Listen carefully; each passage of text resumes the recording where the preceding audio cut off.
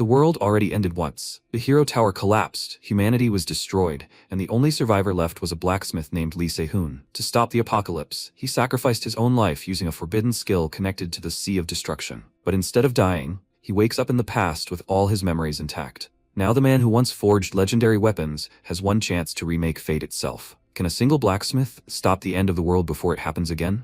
Pandemonium, surpassing humanity. These are the faces of the demonic forces threatening the earth. 6 demons have been summoned, and destruction is inevitable. These intense waves of destruction, destroying everything on Earth, were preparing to wipe out humanity's last blacksmith. The protagonist exhaled tensely as drops of blood trickled down his face and muttered, "Damn it." He suddenly clutched his heart, and the system reported, extracting the fate and purpose of Se-hong. The level of the means created by Se-hong, the extraction of fate. He picked up a magic stone surrounded by a magical aura and began to create it with a special hammer. He felt the sound of the waves and heard it when he first awakened his magic. Its image is the sound he often heard before while crafting weapons. A sea of destruction. If only he had realized it earlier. If he had worked the hammer faster, would the end have been different? This is so damn stupid. He forged a new, sharp sword and suddenly vanished into space. When he closed his eyes, he was silent for a moment, when suddenly he opened them again and saw a special weapon before him, and the system reported that the weapon's image had been realized. But the image of a return to the roots is in the making. Humanity finally triumphed, and the 6 great demons seeking to destroy the world, including the last demon god, the Sea of Doom, were defeated. However,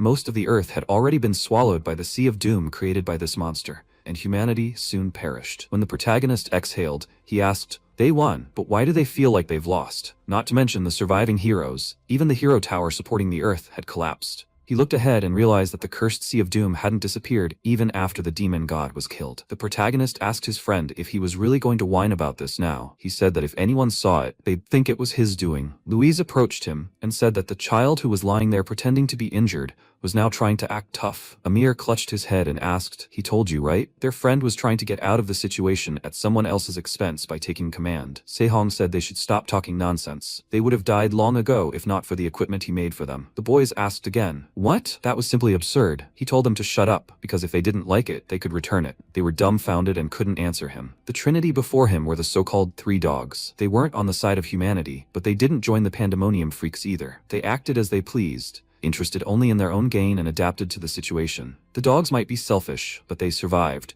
holding out until the very end and ultimately achieving great feats. If they had used their power even a little earlier, would everything have turned out differently? Se-hong pondered this for a long time, and after a while asked if anyone was alive. Sonha clutched his stomach and said that he was finished, his insides crushed. Louise said she was in the same situation. Maybe it was the curse, but the bleeding wouldn't stop. Amir also said his heart was pierced, so he couldn't use his vest either. Se-hong said they should have helped from the start. Instead, they ignored everything and cared only for themselves. Suddenly, he turned around and was stunned when he saw that all the guys were dead and unconscious. He said they were troublemakers until the very end, and grabbing his weapon, he swung it and placed it near Amir, saying that they should handle the equipment carefully because they couldn't use it like that. This would at least serve as a tombstone. At that moment, he wondered if it was really his turn now. He would do this for the last time. He raised his hand, placed it on his chest, and the system reported that he had extracted fate from the target. Based on his affinity with Se-hong, he chose to extract fate. The system reported that he had a unique skill, Fate Forger, which allows him to extract a special ore from an object with which he had established a connection. The effect of the work varies depending on the affinity and potential of the target. However, he used it on himself and obtained something even worse than ordinary iron ore. It would have been better if he had done this earlier. If it was empty, then let him spare him this painful regret. At that moment, he began to forge with his hammer, wondering if what he was hearing now was the sound of the Sea of Destruction or the roar of the waves he had always heard. One thing was certain. Every time that sound rang in his ears, he created an object beyond imagination. At that moment, a bright beam of light emanated from his limbs, and he wondered if he really didn't even have a special ability. He thought he could create something worthwhile, even if it was just his own destiny stone. This couldn't be more ordinary. Rather than be like this and die in these waves, he would end his life with his own hands. At that moment, he gritted his teeth against the piercing pain and smiled. He realized that he too was a madman, to think that all he had done until the very end was hammer. While crafting the final blade, he realized something. The sound of the waves he'd often heard since first awakening his magical power, the clue he'd been searching for all this time, was simply a sea of destruction. If only he'd realized this earlier, or perhaps they should have convinced the 3 dogs sooner. No, if only he'd started hammering for others just a little bit sooner. much could have changed. The system reported that the weapon's image had been realized and the return to origins image skill was in the process of being created. After some time, he woke up and realized he wasn't dead yet, which surprised him. A young man approached him and asked Candidate Sehong what he was doing. Sehong didn't understand. They called him a candidate, but that hadn't happened for 31 years. At that moment, the young man suddenly screamed. How could he be floating in the clouds during an entrance exam? He asked in fear. What? What entrance exam? That was 31 years ago. Was he really in Babylon? Was his whole life flashing before his eyes? He tried to understand what was happening and paused, then realized it was the embodiment of the image he had seen just before his death. A return to his roots? Was all this really happening because of the weapon forged from his fate stones? This was his final warning, candidate. If he didn't do it right now, he would throw him out of here. Sehong replied, yes, and realized it was regression. If he realizes his abilities early and swings the hammer sooner, can he change everything? He grabbed the hammer and realized, no, it didn't matter at all. Only one thing mattered. He had to seize this opportunity. And then, he realized that this time, he would definitely save everyone. These thoughts filled him with joy. In this life, he would pass the Babylon exam. Meeting the three dogs was only the beginning. He began to forge the weapon, when suddenly a man passing by froze and turned around abruptly. He realized that this candidate was amazing. The movements appear slow, but the rhythm of perfect forging is confident, and the resonance is pure and clear. These are skills of the highest order. He continued to observe what was happening, and Sehong didn't notice him. He didn't understand this perfection. Had he really forged it? They had an exceptional candidate. Even if he simply submitted his work as is, he would immediately qualify for this competition. Both men were stunned, and Sehong chuckled and said that he was still far from perfect. Displaying such ugliness was something he, as a blacksmith, could not tolerate. The instructor began shouting, did he just destroy a weapon right in front of the professor? Does he think forging is some kind of joke? Sehong turned to the examiner and said he would like to redo the assignment. The instructor shouted at him to listen, when suddenly the professor told Han's assistant to bring him the remaining materials. Han didn't understand what he meant, and the professor said, he didn't break any rules, right? Or does he want him to go get it himself? Han exclaimed, startled. No, he'll bring it right now. He was so angry that he expressed it emotionally, but he still left the room. Sehong was surprised by this reaction, and the professor turned to him and asked, he knows there are only 40 minutes left until the end of the exam, right? Sehong replied, yes, and the professor asked, did he really think breaking the weapon he'd made was the right decision? Sehong silently looked at the floor and said yes, to which the professor replied, fine, let him try. Sehong considered that with such a body, perfect forging would be difficult. He had little mana, strength, and time left. Then this was the best option in his circumstances. But before he could ponder this, someone suddenly asked, what was that sound? Was this madman infusing the stones with mana and igniting them? What was he doing? If he kept doing this, the stones would explode. Sehong ignored everyone and continued his actions, causing the students taking the exam to think he was crazy. It simply couldn't be. A bright, multicolored magical aura began to emerge from the fireplace, and everyone exclaimed that it was a fire and they needed a fire extinguisher quickly. Han ran to the professor and asked him to tell him to stop. The professor told him to leave him alone. Fine, if he was a candidate, but he shouldn't react like that. He should watch the flames closely. Han looked at the professor in surprise, and Sehong continued using the colored flame demon. This high-temperature flame is enhanced by the resonance of 5 types of ignition stones. It requires precise mana control, but it's an excellent technique that can be used even with minimal mana. The students asked, what, didn't it explode? Wait, that's the color of the iron ingot that changed. The professor realized what it was and resonated with the ignition stone to increase the fire's power and alter the ingot's properties. This significantly reduced the time needed for forging, but he still had only 30 minutes left. His previous forging had been excellent, but if this was all he had, he wouldn't have time to complete it. The protagonist continued to strive, and a moment later, with a smile on his face, he confidently forged a new weapon from bright flames of various colors. He exhaled with relief and continued forging the weapon, when suddenly he tensed. He realized the heat was running low, his mana was depleted, and his defenses had worn off. He needed to start training as soon as the exam was over, as his body was too weak, and yet, he couldn't waste a second. He continued to struggle, pushing himself to the limit, when he was informed that only 10 minutes remained. When 3 minutes remained, he had already crafted the weapon, and when the exam stopped with 1 minute remaining, he had also managed everything. He clenched his fist and completed the weaponry of the colored fireblade. The system reported that he had acquired the Flame Master skill, rank C. The item evaluation results showed that the 5-colored fireblade was rank high. The 5-colored fireblade is a curved sword engraved with 5 flames. When compressed, the flame blade reacts to mana, creating multicolored fire. This item allows one to see the potential of the blacksmith who created it. The blade's color and properties can vary slightly depending on the natural mana infused into it. The weapon's rank was also high. The boys exchanged questioning glances, and Sehong said he would appreciate it if they read the detailed description in the information window. The professor was surprised and thought that anyone would call this a success. Han hadn't expected such a result and didn't understand. Had he really passed the exam? He wanted to shout about it, but the professor told him to be quiet, and he apologized. Sometime later, in the professor's office, In Chul turned to the protagonist, who asked if the sword was worthy of acceptance this time. He replied, yes, for now, but he still seemed dissatisfied. Sir, he'll be frank, this place can't meet his standards. He'd be better off withdrawing his application. After all, Babylon's fame is overwhelming. However, the forging department wasn't showing any significant results, and Sehong silently considered that it was a fact. Babylon's forging department would close in 8 years due to declining standards. In the future, Vulcan Academy would become the world's best institution for training blacksmiths. Perhaps his future at Vulcan would be better, but before the professor could finish, Sehong suddenly told him he was mistaken. The best would be Babylon, not Vulcan, and that was the place he was applying to. He confidently stated this, and the professor became wary. He frowned, then sat down in a chair and said that in that case, he would first need to become the best student in the department. Was he confident? Sehong confirmed that of course, at least among the students, he would be unrivaled. Inchul said he knew how Babylon selects the best first-year student in their department. He replied that the top student candidate is selected through an additional exam between the 2 best students in their department,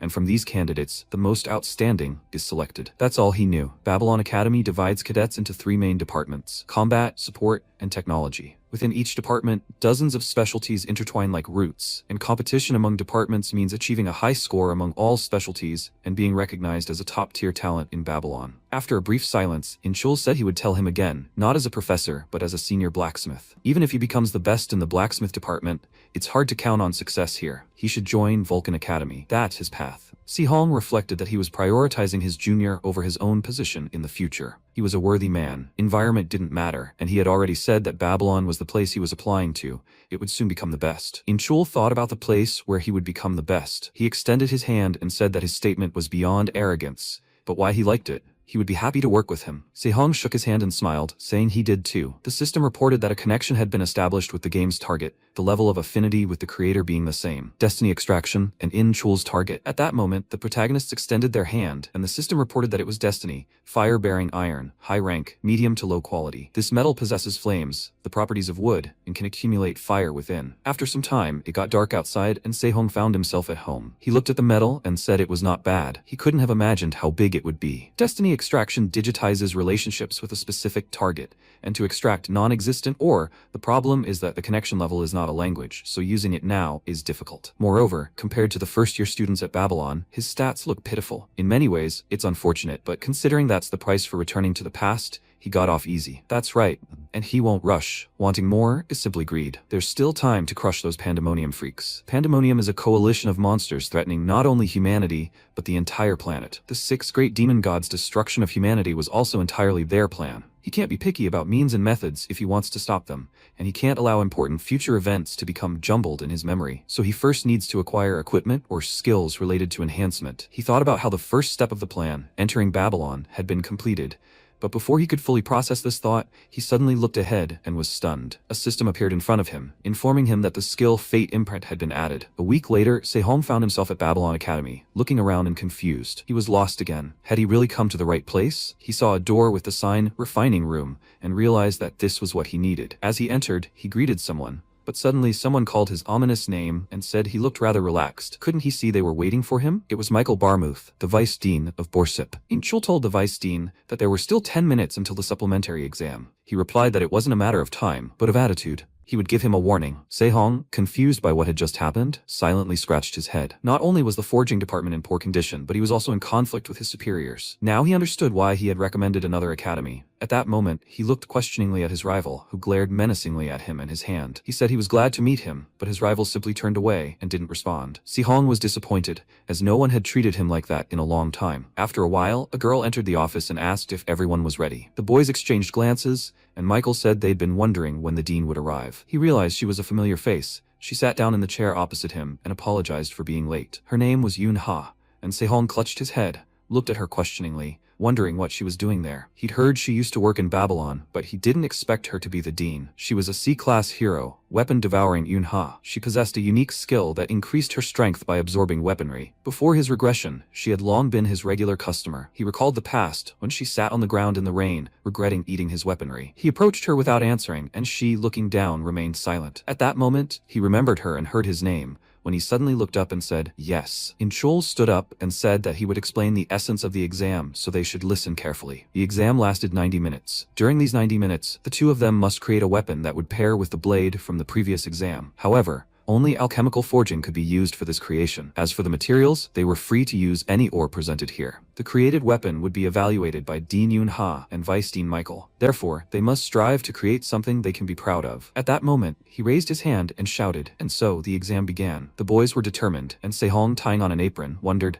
only alchemical forging, right? He needed to create a resonance using only pure mana to prevent the elemental force from getting out of control. At that moment, his opponent turned to him and asked brazenly, will staring at the materials increase his mana or something? Sehong wondered if he had misheard. Was that addressed to him just now? The guy asked again, is there anyone else here? This guy's name was Hans, and he lowered his gaze and said he'd pay more attention. Sehong repeated his name in his head and realized it was the guy from the studio. They had the same last name, so it was no surprise they looked alike. The more he thought about it, the more ridiculous it seemed. At that moment, Hans smiled, as if his opponent had realized he was the Vice Dean's son. He simply had the lowest mana level among the applicants, while he himself was born into the Bamut family, renowned for his alchemical forging skills, and possessed mana reserves equal to those of a top second-year student. The outcome of this exam was already a foregone conclusion. With these thoughts in mind, he continued crafting weapons. Unha, who was sitting opposite him and observing, remarked that lapis lazuli and jade both have very high mana content. Michael added that they were also naturally saturated with water attribute mana. Inchul said that water attribute mana is sensitive to fire, making it difficult to forge. Michael replied that this was a problem of the past. Modern alchemical forging is different from what it used to be. Inchul protested, saying that while alchemical forging is unlimited by space or situation, forging time is highly dependent on the master and the ore. But before he could finish his sentence, Michael announced 30 minutes left and smiled at Hans's ability to synthesize any ore in 30 minutes. Inchul was surprised that resonant synthesis in just 30 minutes was feasible. If he could do something like that, he was significantly superior to second-year students, not to mention applicants. He realized that the tight deadline for forging mana stones was due to the abundance of materials and the alchemical forging method. The exam topic was initially advantageous to Hans, given his background. He realized that Michael had orchestrated the whole thing, and Michael said that this should be enough. Suddenly, Unha froze, looking ahead and seeing the hydrate and scarlet firestone that Sehong had picked up. Michael thought that the version of lapis lazuli and jade, fire-based, possessed high mana content, and he didn't know about skills, but he certainly had a huge ego. Hans turned and saw his opponent's ore and didn't understand. Had he deliberately chosen the opposite ore, he was just a fool. With his mana, he would never be able to control the Scarlet Firestone. It would be easier than he thought, but suddenly his face changed, and the system reported that the Seal of Fate skill had been activated. The Harmony Binding Seal was activated. The Seal of Fate allows the use of the affinity formula to influence one's body. The current gold equipment is the left hand and right hand. The right hand is flammable iron. Sehong extended his hand, which glowed with a bright flame, and Hans didn't understand. This guy was using useless and cheap tricks. Sehong continued to smile, creating the impossible, when suddenly the ore merged with the magic stone, and everyone in the hall was dumbfounded. Michael realized he intended to create a resonance using the similar properties of the minerals. This is idiotic. The principle is to resonate elemental minerals using only pure mana. Forcing it will eventually cause the elemental mana to spiral out of control. A stupid idiot would definitely cause something terrible. Suddenly, Sehong continued his struggle, and everyone saw a fiery force, forcing them to close their eyes from the incoming bright light. When the flames flared, Sehong smiled and saw the fire iron before him, which had been removed. The weapon forging was complete, and he was congratulated on creating the necessary flame accumulator. The jury members were dumbfounded by what they saw, not expecting him to succeed. The system reported that the scabbard, saturated with mana and fire attributes, stores and enhances mana, and fire attributes allow the use of the Wild Flame skill. It turned out he had already completed the synthesis, which surprised Hans and caused him to stop doing anything. He looked at his hands and realized it was impossible. Normal elemental mana was spiraling out of control. Had he misunderstood something? Sadness appeared in his eyes, and at that moment, Michael shouted to stop, because if he imbued the mana stones with elemental mana, everything would be bad. Hans had already done this with his own hands, and was frightened. A bright blue light and numerous fragments appeared before him, which a moment later created a huge explosion right in the office. Sometime later, at the forging department's testing ground, numerous stones were scattered everywhere, and Michael was upset with his son. Normally, after the evaluation, one of the two students would be recommended as the best candidate for admission to the undergraduate program. This was very bad. Hans stood in bewilderment, holding his trembling, bloody hand. It was an absolute defeat, and Michael said that since the student was injured during the exam, it would be best to invalidate the exam and announce a retake date later. Inchul turned around and replied that they couldn't annul an exam that had already taken place. After all,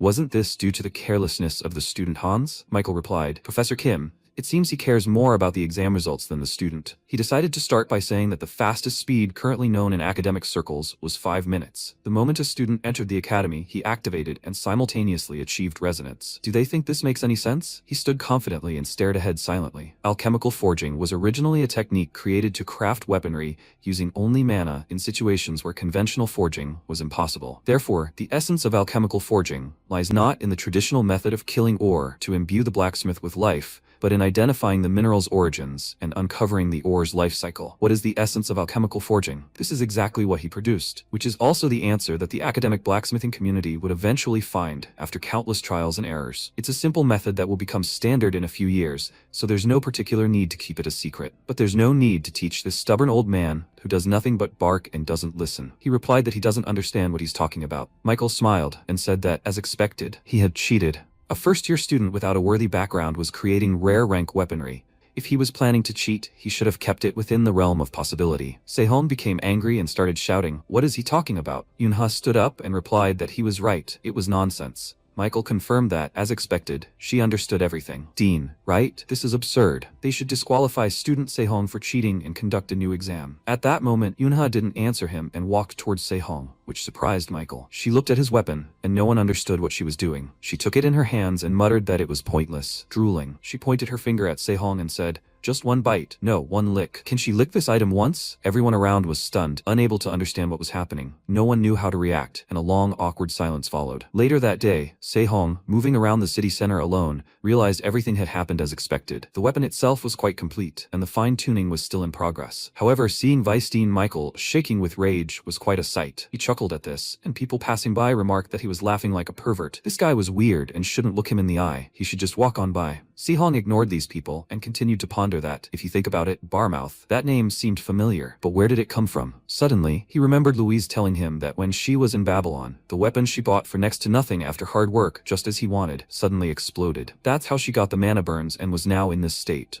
If it weren't for him, the name of the blacksmith of the remaining wild dog Louise, scarred for life, was indeed Barmouth. So Hans was that blacksmith. His first goal in this life was to quickly establish contact with the 3 dogs and guide them. The dogs wouldn't need him. He smiled and understood, because if he didn't let Hans misbehave, the wild dog wouldn't go astray. Sometime later, in the Borsip faculty conference room, someone started shouting, "Do they really want to make student Sehong the best graduate of the faculty?" Professors from other faculties looked at him in bewilderment and asked, "Is he serious?" Even if so, it was a bit wrong. Yunha asked again, "Did she really hear any objections?" One of the professors said no, absolutely not.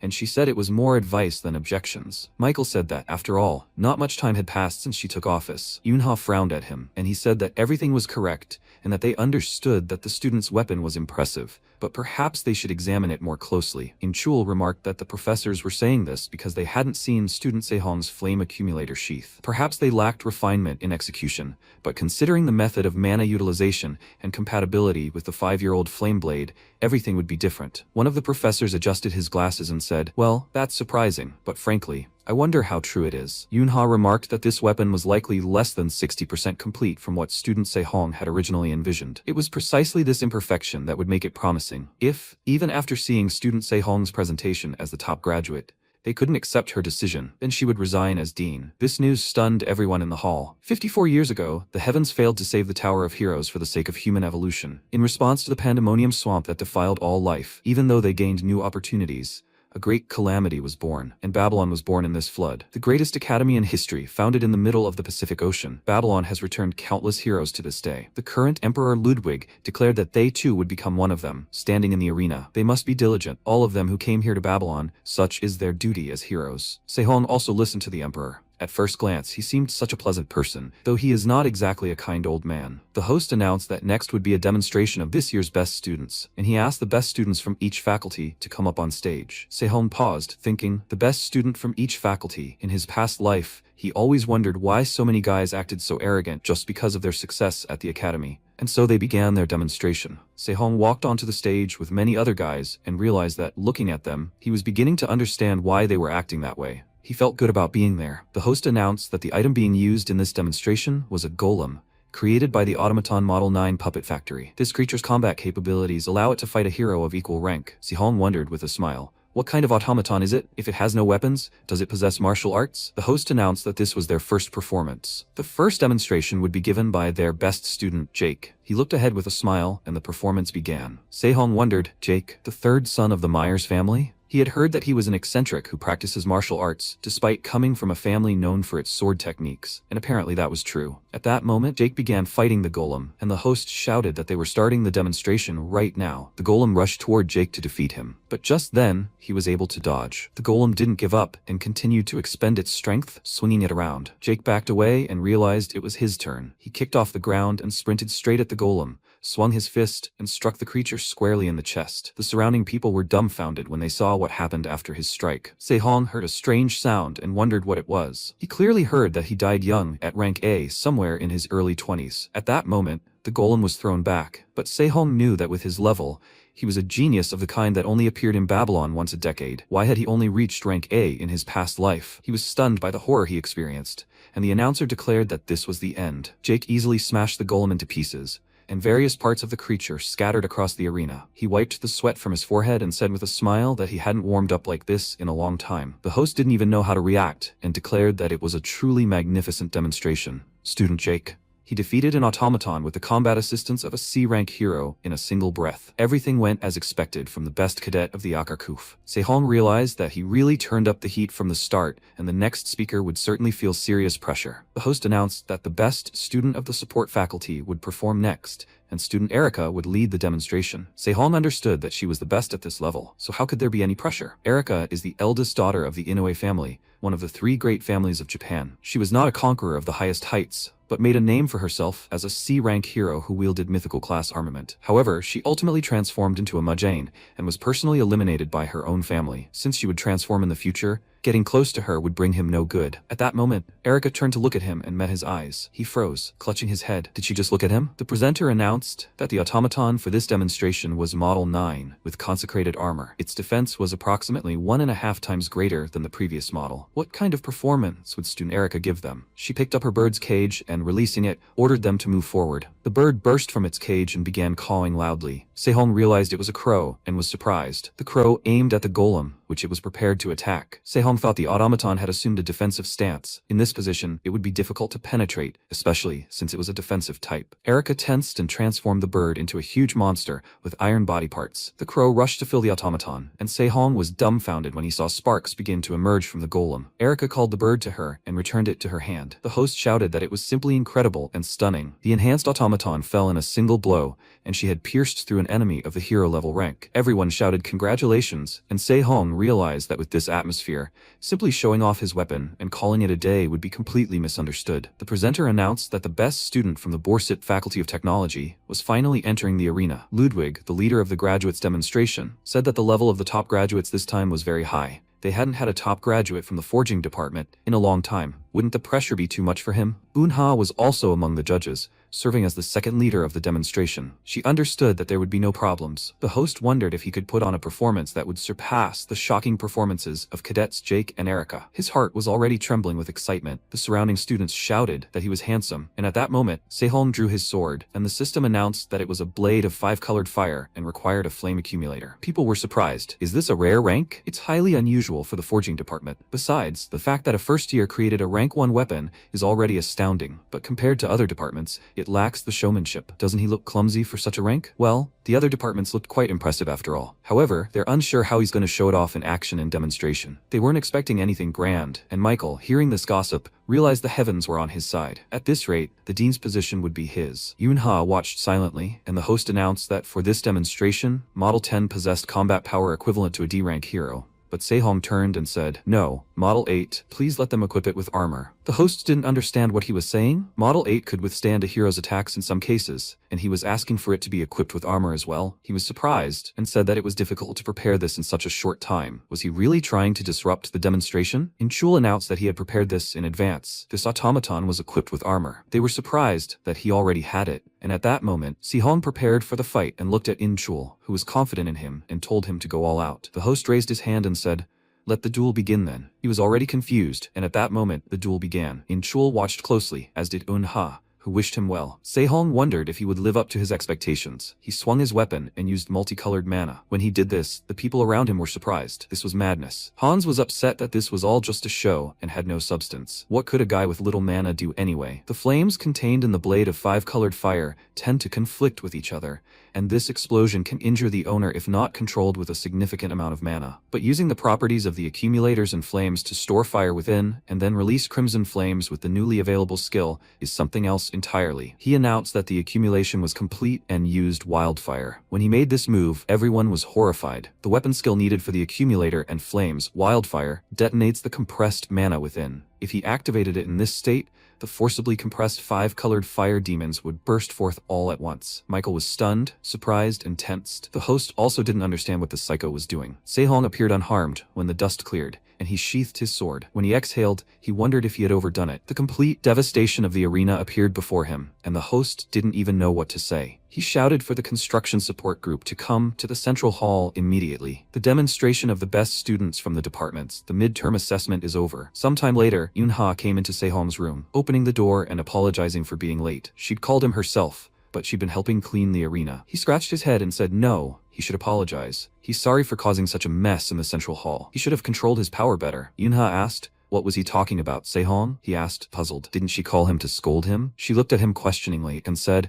"Of course not." That was the reason she'd called him. But suddenly her stomach rumbled and he froze. She cleared her throat and said she meant she'd pay him 10 times the market price. Would he agree to sell her the 5-colored flame blade and flame accumulator scabbard? He looked surprised and asked, "What?" The system reported that a connection had been established with Yunha's target. She said it was an amazing set of weapons, and he wondered if this had already happened. Before regression, it only set in after he fed her weapons many times. He thanked her and realized that in any case, this was an excellent opportunity. At that moment, he used Fate Extraction and targeted Unha. Fate is a gluttonous iron that generates heat when absorbing other iron, corroding the iron it touches, and inserting the core into itself. It feeds on iron to create mineral blood. Sehong received the magic ball in his hand and said that it was ready. Unha asked if he would sell it to her. He replied no, and Yunha said that he had just said it was ready. At that moment, Inchul turned to the dean outside the door and entered, saying that the head of the academy had ordered the awards ceremony to begin immediately. Could he take Cadet Sehong with him? She turned around and, looking down, said she understood. Sehong, leaving the office, said they'd see each other later and slammed the door behind him. Yunha's stomach rumbled again, and she remained silent in the room. The heart of Babylon Academy, the old main building of the Marduk mansion. Everyone was gathered there and in disgrace.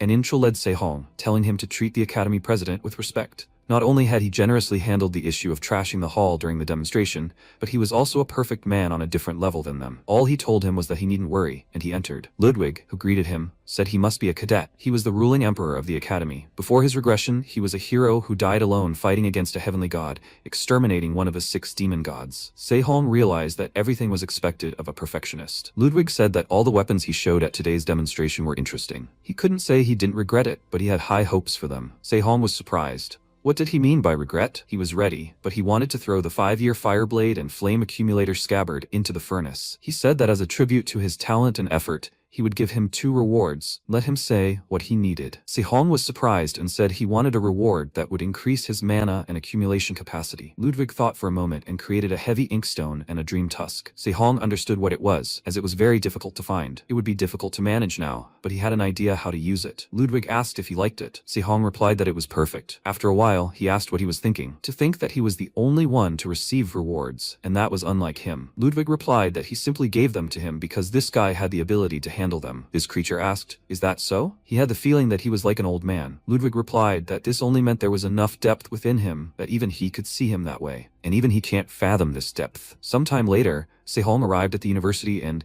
when he entered the office, saw someone waving at him. One of the guys turned to Hans and asked where he wanted to have lunch. He apologized and said he had plans with some upperclassmen today. The guy was dumbfounded. Plans with the best 3rd-year student in the department? He replied that they were simply close and saw each other often, and he said he would give him some advice about life at the academy. The guy asked if he could go with him, when suddenly Sehong burst into the office and glared at them ominously. The room fell silent, and Sehong and Hans exchanged glances. Hans couldn't understand what was happening to his eyes. Sehong felt like this guy understood his place, and Hans got angry and wished a curse on this commoner. At that moment, the professor entered and told everyone to sit down. It looks like everyone's here, and since this is the first lesson, they'll begin their introductions. This ingot is a material called projection alloy. It's tens of times more sensitive to mana than ordinary ores, so if he channels mana like this, the weapon he presented is easily created. Si-hong realized he deserved to be among the world's top 100 craftsmen. However, he'd sensed this even during the test with the Stone of Fate. This guy is a true master. Chul suggested saying that this sensitivity makes it difficult to use as a weapon,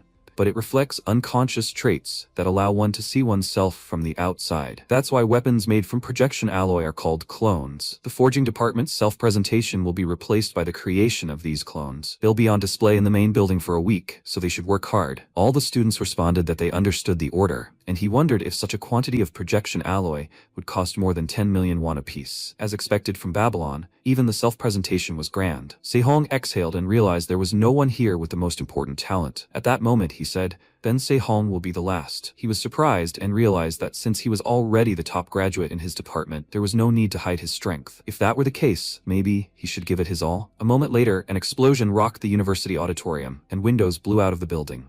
After some time, the guys entered the room and realized it was crowded. They assumed it was because of Se-hong. It was funny to hear them talk about his incredible level and all that, considering he was only a first year. The guys were gossiping about it when they suddenly froze. Although an anomaly had occurred during the manufacturing process, which absorbed 19 nearby projection alloys, they considered this in itself a demonstration of Se-hong's abilities, so they presented the work as is. The guys exchanged puzzled glances and realized it was probably a fluke caused by skill. But couldn't it be because he used multiple projection alloys? They hadn't had a top student in the forging department for a long time. They probably wanted to make him look like a genius. Erica arrived and said she thought differently. Jake, next to her, spoke up, and so did he. It seemed the long series of projection alloys wasn't enough to reflect Se-hong's potential. After some time, Se-hong worked hard to forge a new weapon. Those around him asked, were they keeping track of the time? He still hadn't been off by even 1/100th of a second. Han, who was standing nearby, wondered what they could possibly teach such a guy. He should just let him pass. When the end of the class was announced, Se-hong had crafted a multitude of weapons and exhaled. He looked at it thoughtfully and, swinging his hammer, decided to break it when Han suddenly approached him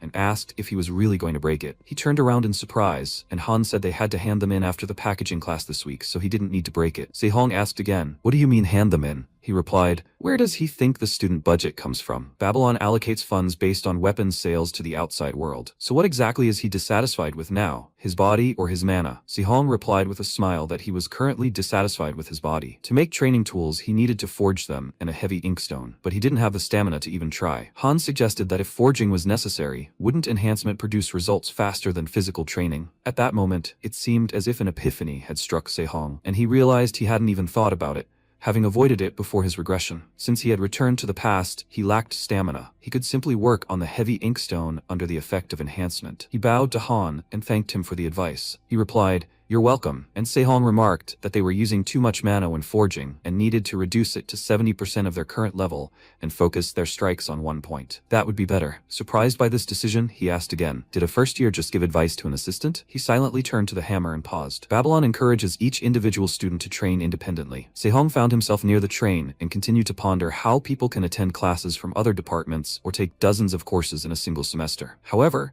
a student is required to complete courses in their major, and if they earn 3 failing grades, they are immediately expelled. They have freedom, but they must be responsible for their choices. The support department station. Se-hong exited the train and saw Erica standing in front of him. She turned around in surprise, and the guy next to her told her not to block the aisle and to move. He didn't understand who they were or where they came from, then said that they should move. The guys got angry, and Erica stood silently and looked at him in bewilderment. She asked where he was going. He said he wanted to go to the support department and wanted to know if he could take something as an extra subject. She said she would walk him there, and her friend was stunned by this offer and became angry. After all, they had another meeting after this.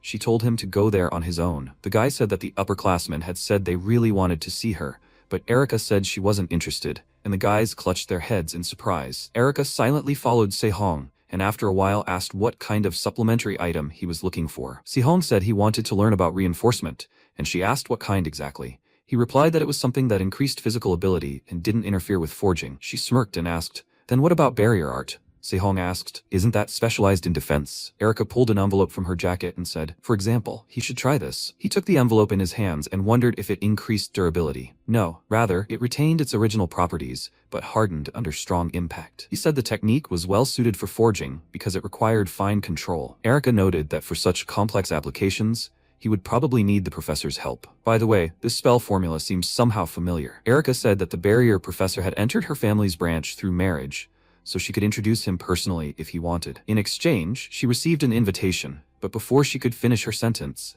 Sehong suddenly did everything correctly, and she was dumbfounded when the chains broke. Erica wondered in her mind. Surprised, he understood the essence of her family's barrier art in such a short time and destroyed it. She couldn't tell him anything, and Sehong said that barrier art was indeed useful, and he thanked her for the advice. He was going to sign up for classes, so let her go grab a bite with those guys who were chasing her. The guys ran up to her and asked if she was okay. Sehong answered, "Invitation," and she gave it to him. The support faculty. The protagonist entered and heard someone discussing why Erica was with someone from another faculty. It seemed they had seen them together yesterday. Come to think of it, at the last exhibition, everything was exactly the same. The protagonist realized that, as expected, false rumors would spread. But why were they so interested in other people's affairs? If Erica truly had feelings for him, a connection would have already been established. In any case, are they choosing who to accept into the classes? He applied, but was told to take a test first. They approached, and Erica mentioned that a barrier creation test was taking place, and Sehong asked, "Is this really happening in this forest?" They looked around and saw two students who didn't understand what was happening or where to find it. Sehong wondered if they were testing for treasure. This irritated him. They hid something behind a barrier, and suddenly he stepped on the ground and saw a magical dome in front of him. One of the students announced that the test had been passed, and no one understood how it had happened. After some time, Professor Robert, of the barrier department of the support faculty, asked if the young lady had shown interest in the best student of the Borsip faculty. His subordinate replied, "Yes, let him take a look at it." He showed his phone screen and said he'd been wondering why she'd suddenly signed up for the basic lecture. The professor, clutching his head, said that thanks to this, the number of applicants had increased, but he wasn't happy about it. Young Master Inoue had also requested a test be added this year using the existing labyrinth. The labyrinth disorients souls, a barrier that distorts senses and causes confusion. It's a basic barrier, but someone ignorant of magic wouldn't even be able to detect it. It helped him. And yet, he'd broken through his labyrinth of disorienting souls using nothing but superfluous instincts. The professor announced that they'd all passed when he gathered the students around him. Now they would assign classes using the second test. One of the students raised his hand and said he'd go first. He knew this was his chance to attract Erica's attention. The professor said, "Excellent. Second test? They must break the active barrier in front of them using only mana. He'd be judging them based on time, so they needed to act quickly and precisely. Let him begin." A web-shaped barrier with a spider as their target. Sensing mana moving within the web, the spider flees endlessly, and as long as this barrier exists, it will endlessly regenerate. The boy became angry when he realized that capturing the entire spell formula with his standard mana method wasn't enough. In that case, he would crush it with speed. At that moment, golden sparks began to emanate from the web, and the professor said, 2 minutes, 23 seconds. He needed to pay more attention to understanding the structure, but this was not bad. Erica looked at him silently, and he felt ashamed and thanked the professor. After a while, all the boys tried it but were very tired. They would all start in the basic class. Erica would go next. When Erica began the task, she managed to destroy the web after a short moment. Those around her were surprised. How did she manage to do it so quickly? Had she analyzed the entire spell formula and destroyed it? Erica looked at her hands, and the boys muttered, "So that's how she's the best student in the department." Robert said 22 seconds. Good, but the standard analysis method would probably be 2 seconds faster. She said she'd take that into account, and now Sehong was last in line. He didn't look like anyone special, and they'd find out. A moment later, Sehong squatted next to the web, and no one understood what he was doing. Maybe he didn't know the test had begun? Sehong thought that this barrier had properties similar to the heavy inkstone. If it didn't reach a certain point, the approach state returned. He set the stone ablaze proportionally. The professor came and asked what he was doing. Erica extended her hand and told him to leave it. The professor listened to her, then walked away. Sehong continued to ponder. What if he could contain the accumulated stimulation in the heavy inkstone? At that moment, the spider glowed brightly, and all the boys silently watched. Sehong declared that everything was ready, and that he could now work on the heavy black stone. When he stood up, he silently stepped aside, and all the students looked at him in shock. One of them reported that it took 7 minutes and 45 seconds. But the professor realized that no matter how long it only took him 7 minutes this time.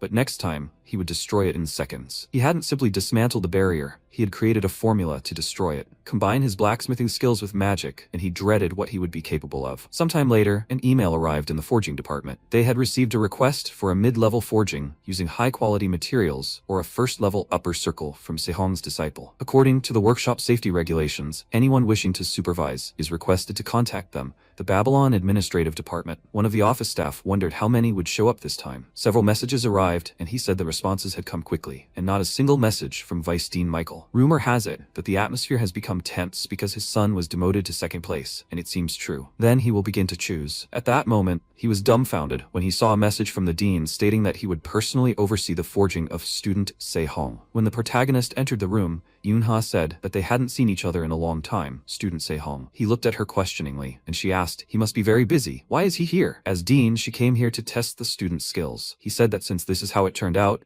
he will have to try hard. Forging the heavy inkstone is the first stage. There are many ways to process the heavy inkstone, but the most difficult of them is the dark curtain method. The heavy inkstone is placed in a dark space without light. The darkness spreads like water, and with the help of the stone's mana alone, it is separated from the impurities. In this process, the size of the heavy inkstone decreases, but the frequency of its occurrence increases. It's easy for him to say, but it's practically a reconstruction of matter. Yoonha was stunned, and Se-hong wondered if 1/4 was his limit. If he lowered his stats any further, his productivity would be insufficient. Stage 2. His hand glowed with magical light, and he began forging. He channeled mana through the crimson flames to filter only the appropriate fire. Stabilized flames create flowing wild flames, which retain their temperature from the moment they are formed. Stage 3. Strike the heavy inkstone with a hammer, infused with poison, flowing wild flames. The key is to continue until the distortion diminishes, thanks to its properties. Yoonha wondered if even being immune to flames didn't mean he couldn't feel pain. Just how much had he been exhausting himself all this time? Se-hong continued to work, and after a while, evening arrived. Yoonha began to yawn, realizing that 4 hours of forging had passed. The properties of the heavy inkstone,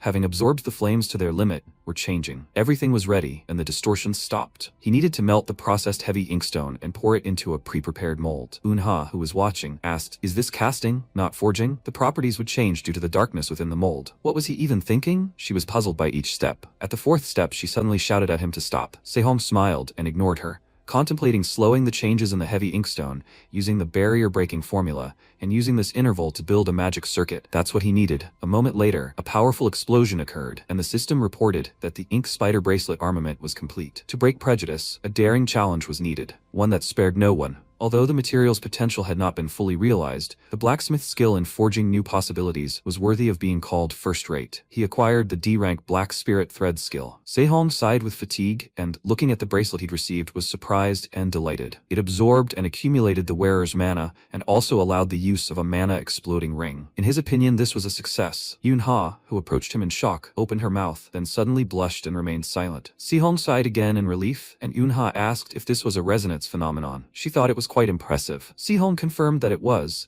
although it wasn't that strong, but if done correctly, they could count on the effect of the set. He apologized for not being able to provide her with weapons when she ran into trouble because of him, and didn't know if this would be enough to cover the aftertaste. But let her at least take this. He looked into her eyes, and now Yoonha had gained the unique skill of properly baking souls. She said it was quite edible, and he asked, "Is it true?" She said yes, but compared to that, it tasted like fried crumbs. He thought it was generous. It had already become a habit to make things to Yoonha's liking. With this, he could easily increase his connection level, and was glad that she liked everything. Yoonha replied that, of course, she was a little offended if such items were right in front of her. And by the way, when did he plan to deal with the 5-colored flame blade and flame accumulator scabbard? He replied that he wasn't going to sell them right now, and she asked again, was the price unacceptable to him? Se-hong mockingly said that he was going to keep them to prepare for his subjugation lessons. And there's a saying that hunger is the best seasoning. As soon as he had equipment worthy of passing it on to her, he would let her know. Yoonha blushed and replied that she would look forward to it. Was that the end of the forging? Se-hong replied yes, and then they decided to leave because the staff would come and clean up. Se-hong didn't have the energy left for cleaning, and for him, this was a relief. Suddenly, he felt something was wrong and began to fall. When Yoonha suddenly grabbed him in her arms, she asked fearfully, "Is he okay?" The protagonist replied that he thought he had slightly misjudged his endurance, and Yoonha decided to walk him back to the dorm. Is he afraid of heights? He didn't have time to respond before she suddenly grabbed him in her arms and said they were going now. She jumped straight from the window, and Se-hong, clutching her neck, exclaimed in fear. She wondered if the casting she had just consumed had really released such power. Se-hong realized that in many ways, the situation had changed dramatically compared to before the regression. Erica stood in front of the building, wondering if Se-hong was here yet. She should extend the invitation to him. Sometime later, a question was asked on the free bulletin board of the Babylon Academy Forging Department. Why is this man here? Wasn't that the best first-year student in the department, standing in front of the main building of the Forging Department for 3 hours? It was Erica, and everyone was discussing it, not understanding what was going on. Wasn't she waiting for the best student of the Borsip faculty? She was waiting for him at the dorm. When Se-hong saw this reasoning, He thought that if it was something important, she would come to him again. When the door opened, a teacher entered and said that he was pleased to meet them. Starting today, he would teach a class on understanding combat, and his name was Recaro. First, they would move to the training center,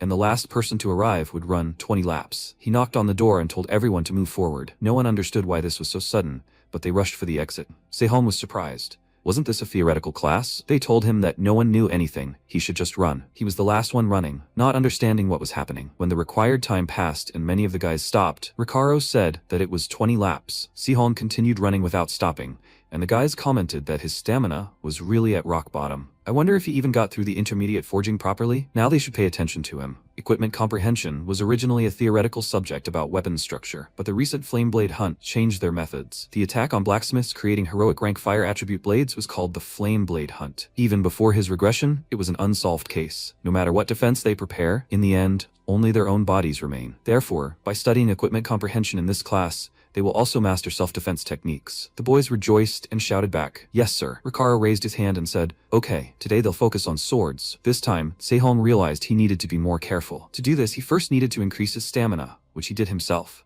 but the effectiveness was certainly impressive. The explosive ring skill manipulates gravity within a 1-meter radius around the user. His stats had increased by an average of 5. By the end of his first year, he'd make this body usable, no matter the cost. At that moment, Recaro called him over and told him to stop running and come here. Sehong used his explosive ring and froze, then approached the instructor and realized he was in better shape than he thought. Recaro handed him a sword and told him to give it a couple of swings, and he'd see if it was suitable for his training. Sehong took the sword in his hands and considered the bracelet, wondering if it would be difficult to move properly and if this technique wasn't very effective, but he should try it. He began fighting Recaro, and the others around him were discussing whether he was really slow and exhausted after just a short run, but his form was still good. Richard smiled and realized it was perfect. He knew less about the path he had to take. However, he was rushing too much. It would be better to point this out and move on. At that moment, Sehong was as frantic as Recaro when he chopped off his arm with the sword. Recaro cried out in pain, confused. Had he just been scared by a tech cadet? Had it happened so intensely that he was hallucinating? He asked. Who taught him to fence like that? Sehong smiled and said, "Did it really work?" He'd said he'd created this technique in 10 minutes.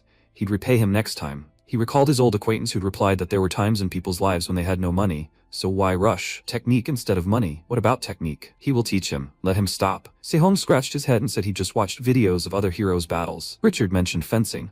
Was he interested in learning it for real? He'd write him a letter of recommendation for a lecture on body control at Akarkuf. That same day, Sehong found himself in that very same department and silently looked at the teacher. He yelled at the guy, "How many times do I have to tell you that I have nothing to teach them?" He was the foot of a guy who begged him to please stop being like that. He was a retired C-rank hero and a regular customer. His name was Swordbreaker Kwang Su. Sehong realized that the guy with a gambling addiction and constant drinking was a professor. Kwang Su turned around and asked who he was. Sehong handed over a letter of recommendation and said that his name was Sehong, a first-year student in the forging department, and that he had transferred on the recommendation of Professor Recaro. Kwang Su looked closely at the letter and asked, "Recaro recommended him?" His student whispered in his ear that the guy was the best student in the department this year. But how could he not look at him? He looked so mediocre. Kwang Su asked, "Does he really want to learn from him?" The guy exclaimed, "Yes," and at that moment the professor pointed a finger at Sehong and said that if he defeated that guy, he would accept him. They needed one duel, and the one who lands the first clean blow would win. He raised his hand and said, "Then, let's begin." Sehong tensed and prepared to attack.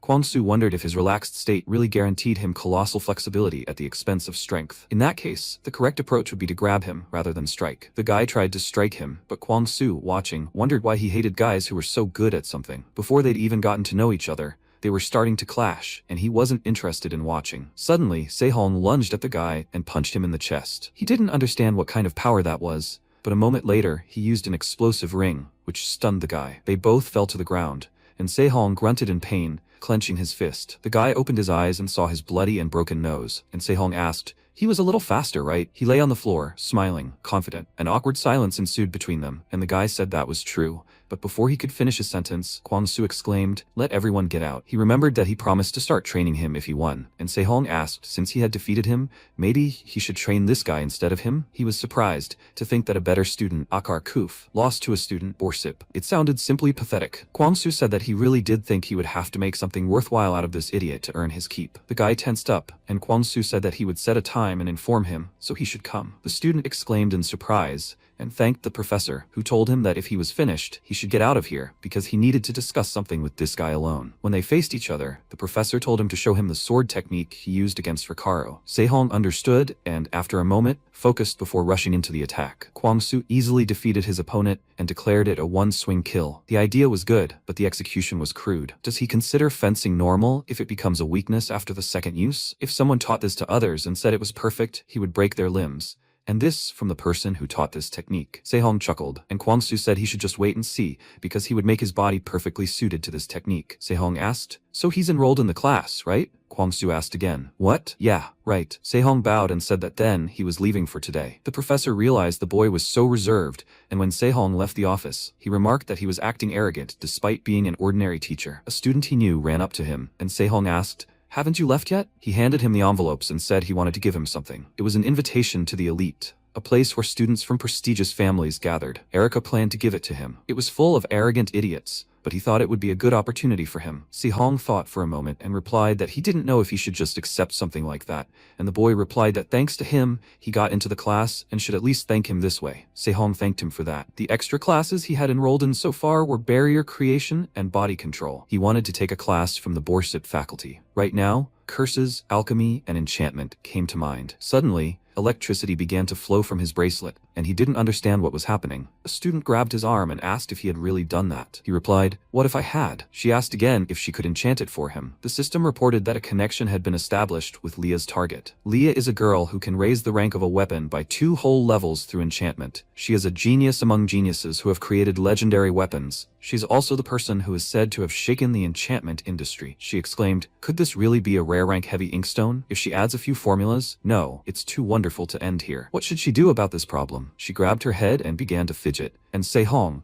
who was sitting opposite her drinking coffee, was surprised. Who would have thought she was such an oddball, and asked, "Is the weapon bad?" She replied that the problem was that she wanted to do too much with it. It was made of heavy inkstone, so why was the compatibility so good? She could insert so many formulas that she couldn't choose. He replied that if that was the case, then everything was fine and put the mug on the table. Leah looked into his eyes in surprise, and he said there was something else. There was a resonance phenomenon, so she should keep that in mind. She was dumbfounded and asked, "Who the hell is he?" Sehong gave his name and said he was a first year in the forging department and also the top student in the Borsip faculty this year. She asked again, "A first year?" That was astonishing. She was a third year in the enchanting department. At that moment, a guy approached them, slammed his fist on the table, and said he needed to talk to them, so they should step away for a minute. Sehong realized it was Erica's lackey, and at that moment, Lee rose from her seat and quietly walked away. She asked again, "Can't he see that they're actually talking?" He said he wanted to resolve this quietly, so he asked for just a minute. Sehong told him to speak here, and the student said he should apologize for being rude to Miss Erica. He tore up the invitation Miss Erica had given him right in front of everyone. Sehong replied, "Well, Miss Erica had told him to tear it up herself." The guy replied, "Of course, that would make sense if he hadn't received the invitation from Jake." Sehong asked again, "Did Erica send him?" He replied that he was here on his own. Lee adjusted her glasses and, smiling, said, "Yes, of course. Who doesn't know that he's the young master's servant?" The guy was dumbfounded. How dare some loser treat him like that? Suddenly, a flash of light erupted between them. He may think he's special now, but Babylon is full of people who are far superior to him. Sehong asked if he was talking about himself. The guy yelled at him to shut up and used his magical powers, causing Sehong to put out his hand to protect himself and Lee. She was dumbfounded when he easily negated the attack and said that, as he thought, it wasn't just mana. He used daggers as a conduit for the attack, even if it was an illusion. The guy couldn't figure out how he'd figured that out before, and Sehong replied, "Who knows, but it looks delicious." At that moment, the system reported that the gluttonous iron had been activated. The guy exclaimed, "His 1,000,001. Sehong chuckled and said the taste was simply delicious. Gluttonous iron is iron that generates heat when absorbing other iron, which corrodes the iron it touches and embeds its core within itself. He also used an explosive ring, after which he turned on his opponent and punched him in the chest. The guy was thrown aside, and a moment later, a loud roar erupted, causing him to fall to his knees. After destroying his opponent, Sehong turned to Leah and asked, "So, senior, are there any lectures in the enchantment department she could recommend?" She looked surprised, then said it was ancient enchantment, and there was an amazing senior named Leah there. After a while, the guy clutched his side from the attack and was surprised at such a quick reaction from a first year. A girl approached him, apologized, and said she wanted to see the dagger. It was Erica, and he exclaimed, "Since when did she appear here?" He handed her the dagger, and she said there was no need to report this to her brother, she would speak with the head of the family separately. He scratched his head and replied, "Okay." Erica thought, as expected, that the weapon used as a catalyst was engraved with anti-theft charms. Could he have created a counter skill based on Professor Roberts and her magic? Sehong, his forging affinity might even be higher than rank C. She'd have to raise his magical affinity rating to A. After some time, it was reported that he had established a connection with Erica's target. He wondered, what was that? Was she spying on him, fighting that subordinate? At least he'd received adequate compensation. Using it as is was crude, but combined with the black spirit thread, it should do the trick. In any case, he was so looking forward to Professor Inchul's class, but to think he'd have to listen to boring theories he already knew all day. Inchul said the explanation seemed sufficient, so they'd get down to business. Even if it was the same metal, its form would completely change depending on the changing mana structure. When he used this spell, who said that the use of metal deformation is what defines a universal weapon? Therefore, if a blacksmith student is a blacksmith, they must perfectly understand the potential of the metal they work with. Today, they will practice metal deformation using these iron ingots. First, they must alter the structure of the Roman to create holes about 3 centimeters deep in the center of the ingot. This material has been tuned to respond precisely to deformation, so they must handle it carefully. The time limit is 10 minutes. Now they can begin. No one understood why this was happening, and could it really not return to its original shape? The students were having trouble, when suddenly, Sehong and Hans managed to do it simultaneously, and place the stones on the table. Inchul announced that they could move on to the next stage. He would show them the structure as an example, and they should try applying it. Hans mused that the speed and final appearance seemed like he could win this time. Inchul announced that this structure was next. When he pointed this out, Sehong silently looked at the floor, and Hans shouted that this was his turn. He would do everything perfectly for everyone to see. At that moment, Inchul said his name and asked him to try to return the iron ingot to its original form. Hans asked again, "What? Why was the mana structure completely destroyed?" Inchul replied that the iron trace couldn't withstand the deformation just carried out, meaning the processing method was flawed from the start. Hans replied that he was simply doing what the professor told them, and Inchul remarked that he had previously mentioned that they must perfectly understand the metal's potential. Hans stood silently and heard the professor continue to say that if the altered structure can't be restored, the equipment isn't deformed, but damaged. This becomes a significant change to its quality and characteristics, so they should carefully review this part in the future. Hans became upset and replied that he would remember everything, when Sehong suddenly wondered if he hadn't noticed. No, maybe he was just lucky while he was daydreaming, but everything was working. After some time, the boys were discussing. Didn't he say it wouldn't work? It simply couldn't be. When Inchul suddenly said in surprise, "Student Sehong, could he show them the deformation he just performed again?" Sehong misled him, saying it was possible, because this iron ingot was adapted for students.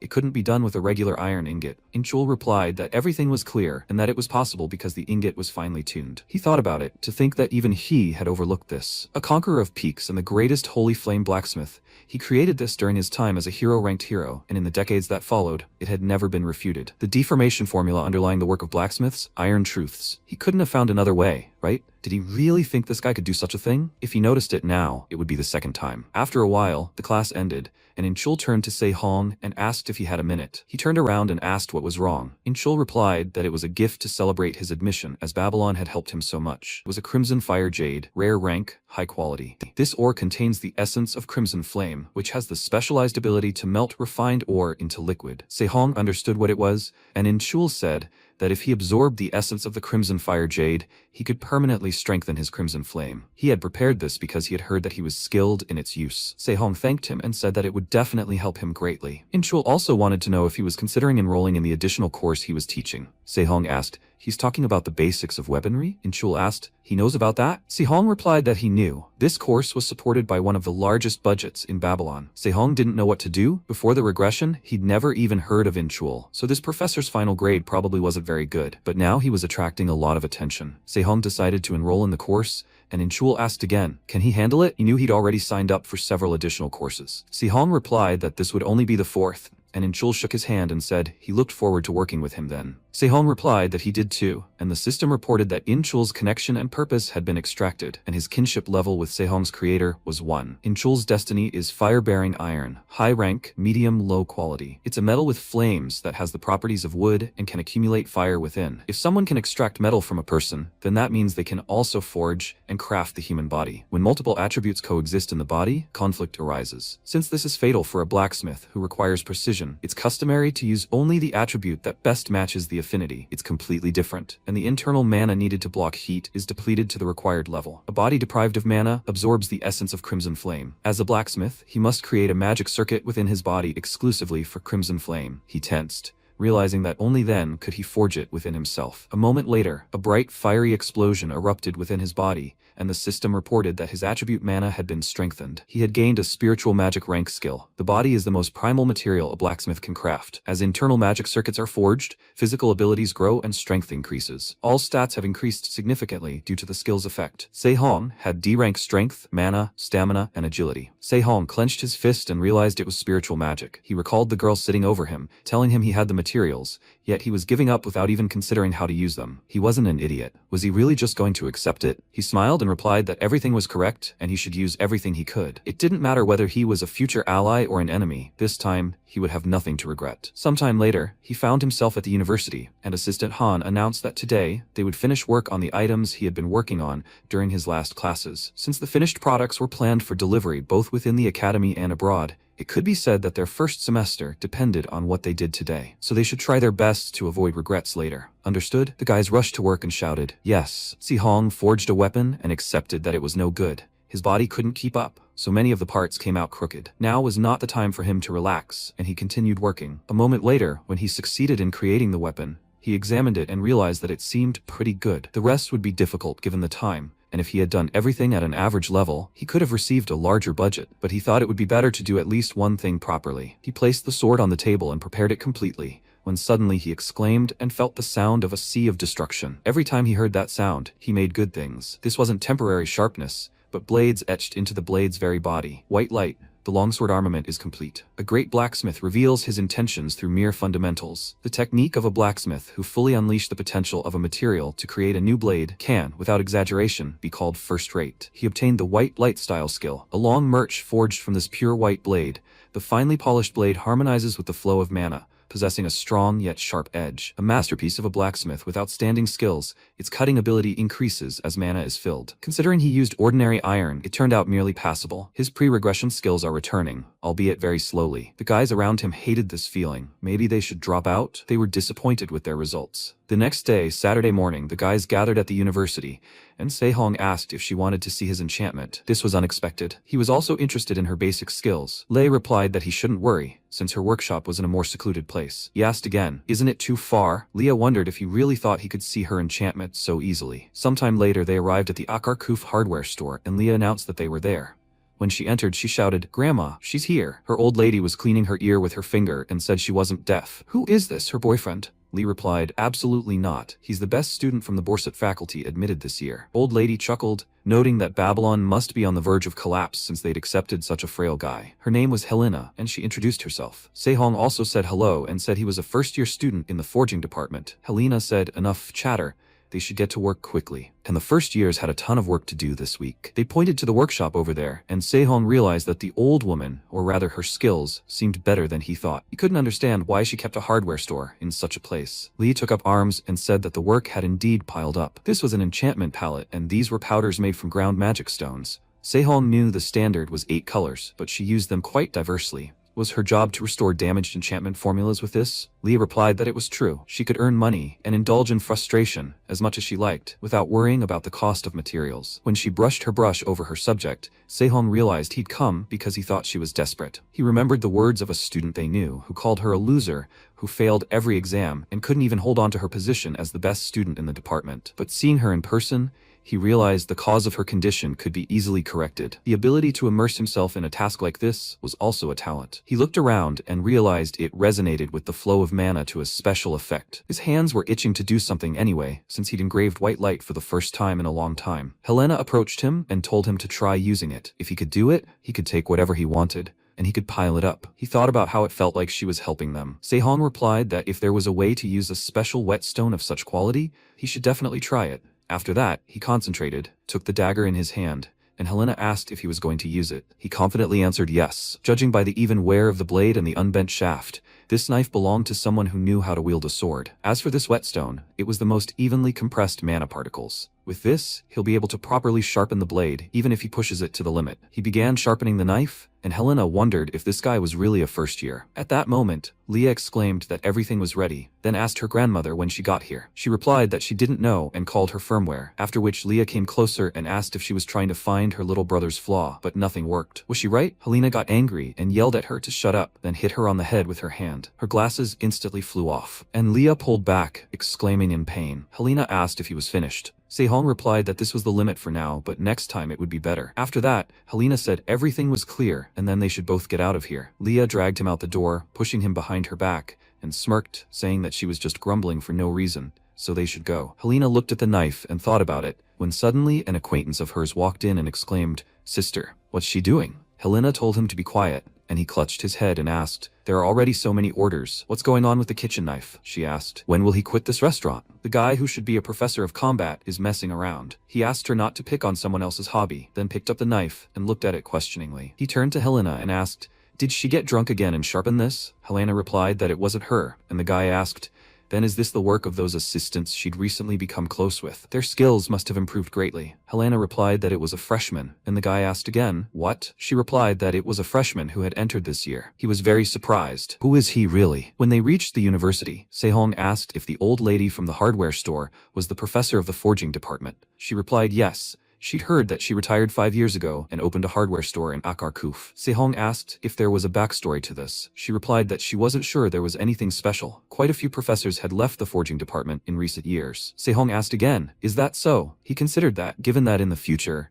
it would become weaker than the Babylon department, he couldn't simply turn a blind eye. Leah asked again, what was more important? How was he feeling about her enchantment? He replied that the basics were flawless, which is quite good. Nothing special happened, but she thinks too narrowly. She asked again, "What?" The protagonist replied that she had come up with better methods but hadn't used them. Lee asked again, how did he know about that? He replied that if she doesn't know something, she can learn it, but if she knows and still can't do it, that's a problem. A creator's imagination is a weapon and a talent in itself, and she's suppressing it. She asked again, does he think she does this because she doesn't know how? Sehong pulled a dagger from his pocket and said he had plans, so he couldn't show her for long and that she needed to watch carefully. If she was told to place a stone beneath the surface of the water, creating the stone and immersing it was forging. Applying a sample of the immersed stone to the surface of the water was enchanting. That's why enchanting has the nature of dreaming. Crimson Flame, the white style, not externally. She must hide the enhancement inside, beneath the surface of the weapon. If one isn't enough, she must separate the layers. Let her do it now. He struck the wood with the knife, and magical powers appeared around it. The crimson flame would become like a blooming lotus, floating on a stream. He couldn't call it a full-fledged enchantment, but if Leah did it, then geniuses like her were prone to forge their own path even in doubt. She suddenly exclaimed, Junior, let him lend it to her. She would do everything right and return it, so please let him lend it to her. Leah started shaking his shoulders,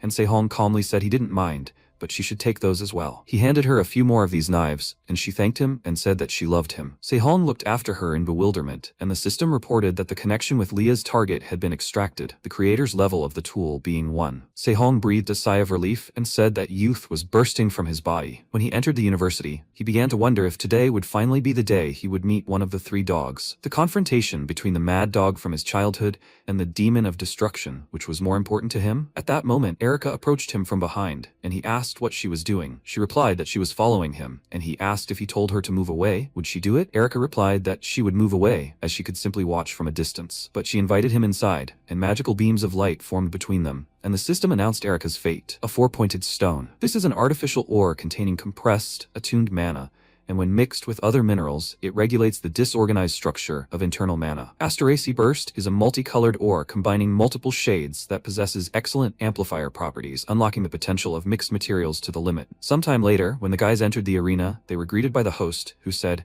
"Welcome to the first years of Babylon." The famous landmark of their martial arts hall welcomes them to the ranking matches. She is the youngest professor in the combat department, in charge of hosting the show today. Her name is Ranfan. She decided to introduce today's students, and here's the first one. She's the top 4th-year graduate of Akarkuf, and the next head of the Myers family, which consistently produces C-class heroes. She's a flawless superhuman who's been breaking records as the #1 martial arts hall leader for 3 years now. The current A-class hero and their champion, and also the Holy Sword, who finally ascended to the top of the Tower of Heroes, Arya Myers. She is the first player today to challenge the champion. An intangible cultural asset of South Korea, the heir to Spear, Smoldering Flame Wheel, a top third-year student in the Spear Arts department, and a promising member of the top 10 martial arts hall. Sehong smiled and realized they had finally met. This was Mad Dog, Songha. A moment later, Songha demonstrated his weapon skills alongside Arya. They began to wrestle, and suddenly he gritted his teeth in anger, and Arya smiled. She directed all her magical power at him, and he tried to escape. Sehong, watching from the sidelines, wondered if even considering his age was below standard, he hadn't even received the support befitting an heir, like the smoldering flame wheel. Many things troubled him, but the biggest problem was his weaponry. Songha lunged at her, and Arya easily pointed her sword at his neck. He lowered his gaze and said in a trembling voice that he had lost. Arya smiled and said it was a good job. The host announced the match was over, and Arya was the winner. Ranfan then said they would have now moved on to the interview with the two participants. That was the plan, but Cadet Songha was forced to go ahead due to circumstances. Arya chuckled at the idea of fighting a 9th ranker right after. It would be difficult even for her. Maybe they could fill the empty time with a Q&A with her? Sehong watched Songha leave and realized he was upset. He stood up, and Erika asked if he was leaving without watching the whole thing. He replied, yes. He didn't really like it. She irritated him. Erika watched him go, thinking,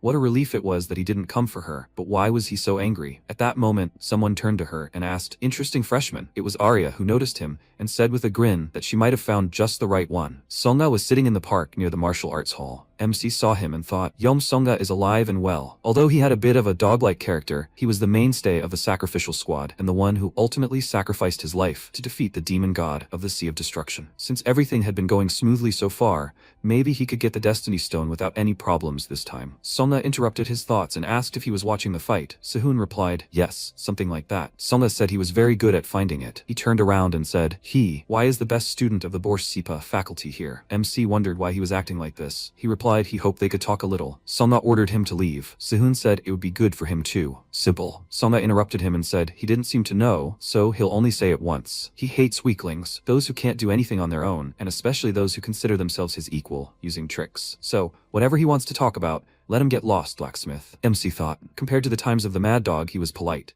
Judging by this attitude, words wouldn't solve the problem. Songha turned around and said that it looked like he wasn't going to back down. MC said he would only tell him one thing. The history of the spear, smoldering flame wheel, will end because of him. Songha lowered his head, then quickly approached MC and clenched his fist. The system window reported that the fate imprint, gluttonous iron, was activated. Songha wondered if he had deflected a blow saturated with his mana. He guessed that's why he was the best student in the faculty. Perhaps he did have the right to speak to him after all, but the trace of the magical power of the smoldering flame still hadn't faded. That is the true power of the spear. He's finished. He rushed to attack, after which Sehun swung his hand and sent him flying back with a bright explosion. He exhaled, and Songha thought, what? A smoldering flame that should only respond to his mana in his hand? No way. He took it apart and stole it? He tried to attack MC, who nodded his head to the side, with a smirk on his face. He thought, this idiot is about to lose it. The massacre at the Flame Flower Gate probably happened for this very reason. Songha clenched his fist and punched Sehun. He thought, the effect of the voracious iron is almost over, and his body is also at the limit. Songha looked ahead in surprise, where Jake appeared, who held his blow. Songha asked, Jake Myers? Does he know the best student of the Borsipa faculty? Jake answered, yes, I think so. Songha started to leave and ordered them to get lost. Jake put his hand to his head and replied, yes, sir. He understands. He told Sehun to go. The MC ordered him to remember his words, and Jake interrupted him in fear and asked him not to say anything weird. He just needs to leave quickly. Songha thought he couldn't hold back and struck. He almost tarnished the reputation of the spear of the smoldering flame wheel and caused trouble for the master. Jake asked Lee Sehun, what was he even thinking, starting a fight with the Sunbae? If he hadn't intervened, he could have really died. The MC smirked and asked, him? No way. Jake asked again, what? Sehun replied, he was just threatening him. The system window reported, connection with the target Yum Songha has been established. He thought, next, connection extraction. However, he is exclusively familiar with the mad dog Yum Songha. If he is so soft now, the effect of the Destiny Stone may also change. He will have to think about how to increase the connection level with Yum Songha. In any case, this guy also looks very useful. Sehun looked at Jake and asked if he hurt his hand. Jake smiled and replied, everything is fine. He has a strong hand. MC thought, a strong hand, huh?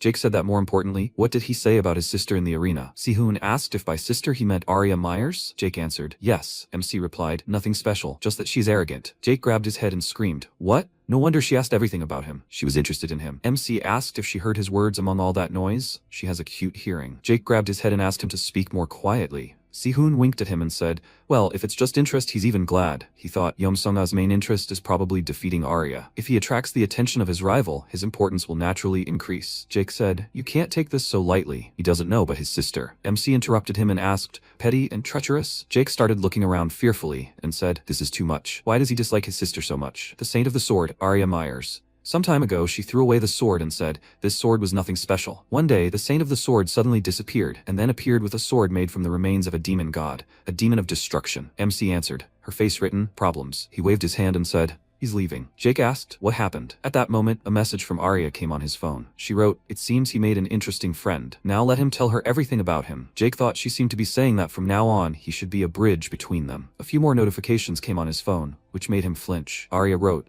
his petty and treacherous sister is asking for a favor, right? Jake froze with the phone in his hands and said, nightmare. The next morning, MC sat in the lecture hall of Babel Academy, wondering if he had pushed Yom-sunga too hard yesterday. Han sat in front of him, assessing the situation. He said an exchange meeting. He heard the schedule would be finalized soon. A man drove into the hall and said he was Reese Doa. He would be teaching their specialized classes for the next 2 weeks. The subject would be forging attributes. Someone thought it was that professor with the reputation of being crazy. Reese said he wanted to share something before the class started. The applications were evaluated last week. This is the budget for the first semester. Let them apply one by one. David, he cried out loudly, yes. After a while Reese said, and finally Lee Se-hoon. MC stood up, and Hans turned around and wondered how much he would get. The student thought, he feels like he'll be given 3 times as much as him. Reese said his budget hasn't been allocated yet. MC heard many people calling his hairstyle ugly, so he let his bangs grow. He apologized, and Reese replied that since the level of completion of his work was incredibly high, it was decided to put it up for public auction for the second-year students this Wednesday. They decided to set his budget based on the winning bid, so he needed to wait a bit. Se-hoon wondered if this was Vice-Dean Malk's doing. He had even gone so far as to say that his application would be reviewed separately. Well, if there was a problem, Professor Kim and Chol would have stopped it. He replied he understood. Reese said that today they would sort out the residual mana, and one cadet volunteered to help with the lesson. He called for entry, and Songa entered the room. Reese said that this was his temporary assistant, Yom-sunga, a third-year student in the Spear Arts Department at a Kharkuf. Someone shouted, why him? Reese said that he wished they showed such interest in their studies. Enough introductions. We need to make sure they've grasped the basic concepts before moving on to practice. When creating weapons, residual mana is primarily divided into 2 types, the basic chargeable type and the self-contained type, which generates its own mana or absorbs it from the environment. Both have their pros and cons, but the difficulty of the self-contained type is much higher. The reason is that the method for creating a mana core isn't standardized and varies depending on the materials, techniques, and the creator's mana. Therefore, they will all start with the chargeable type. Assistant. Songa released mana and created several rings, and Reese said that fire attribute mana is extremely unstable, making it difficult to use as residual mana. However, if its nature is suppressed, it exhibits excellent retention qualities. An example is the technique his assistant is currently demonstrating, Smoldering Flame Wheel. Hans said that mana of the fire attribute is difficult to control at such a level. The guy said that even a furnace is difficult for him to control. Reese said that since they have such a good assistant, they should take advantage of this opportunity. Let them hand in their assignments by next Thursday. They can create whatever they want, but stick to this theme. Now they're off to the forge. Let them get moving. And yes, let them not forget to change their clothes. Everyone thought, this is a chance, a golden opportunity to talk to Senior Yom-sunga. Hans approached Songa and extended his hand to greet the senior. He is Hans. Songa discontentedly ordered him to get lost. Hans replied, yes. He drooped and thought, he is trash. MC closed his eyes, sighed, and left the room. Songa said, Lee Se-hoon, what does he know about him? Se-hoon replied, he heard that mastery of the smoldering flame wheel spear is determined by the number of flame wheels. He thought, Lee Wan-ryong, the current head of the Flame Flower sect and an A-rank hero, he has achieved 8 wheels. The MC spoke up,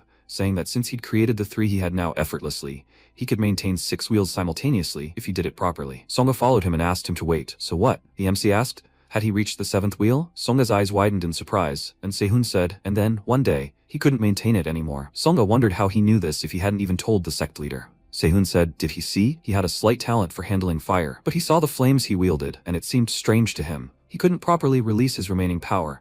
One could say he was simply letting it evaporate haphazardly. Songa asked, does he know the reason? The MC replied, he can guess, although he didn't see the need to tell him. Se-hoon asked, what? He clenched his fist and told him to state his conditions. Se-hoon said first, he would pay a fair price for all his advice and assistance. Second, he would consult with him if any problems arose. Let him tell him his decision before they reached the forge. Se-hoon frowned and said, he agreed, as long as he provided proof. At noon, whispers echoed in the forge workshop. Someone looked at MC and asked, he forges even without a blueprint? Is he saying there's no need for verification? Fire attribute ore and darkness attribute ore in a ratio of 7:3. The guys stood behind Se-hoon, chatting. If you just thoughtlessly throw them away, all the attribute mana will dissipate. Why is the best student in the department doing this? The heating continues until the attribute mana begins to leak out. Simultaneous control of flame and mana to retain it inside. thermal substitution. Ruse frowned and thought, he'll immediately use thermal substitution. So that's why Professor Kim and Chol approved the public auction. MC thought, in some eyes it might look like a normal thermal substitution, but Songa surely saw something different. Let him watch closely. Solna stood behind him and watched. Fire attribute mana, rushing outward, is placed inside, while dark attribute mana, gnawing inward, is placed outside. This maintains a balance between the two opposing types of mana, allowing a perfect circle to be drawn. Solna thought, could this really be it? His second attribute mana, which was forbidden because it was considered a hindrance to the smoldering flame wheel spear. If he were to use it like this, Solna grabbed his head and said he had sagged down to the fifth wheel. MC asked, what? Solna created rings and said, he managed to complete the black flame wheel, but he wasn't strong enough for 6.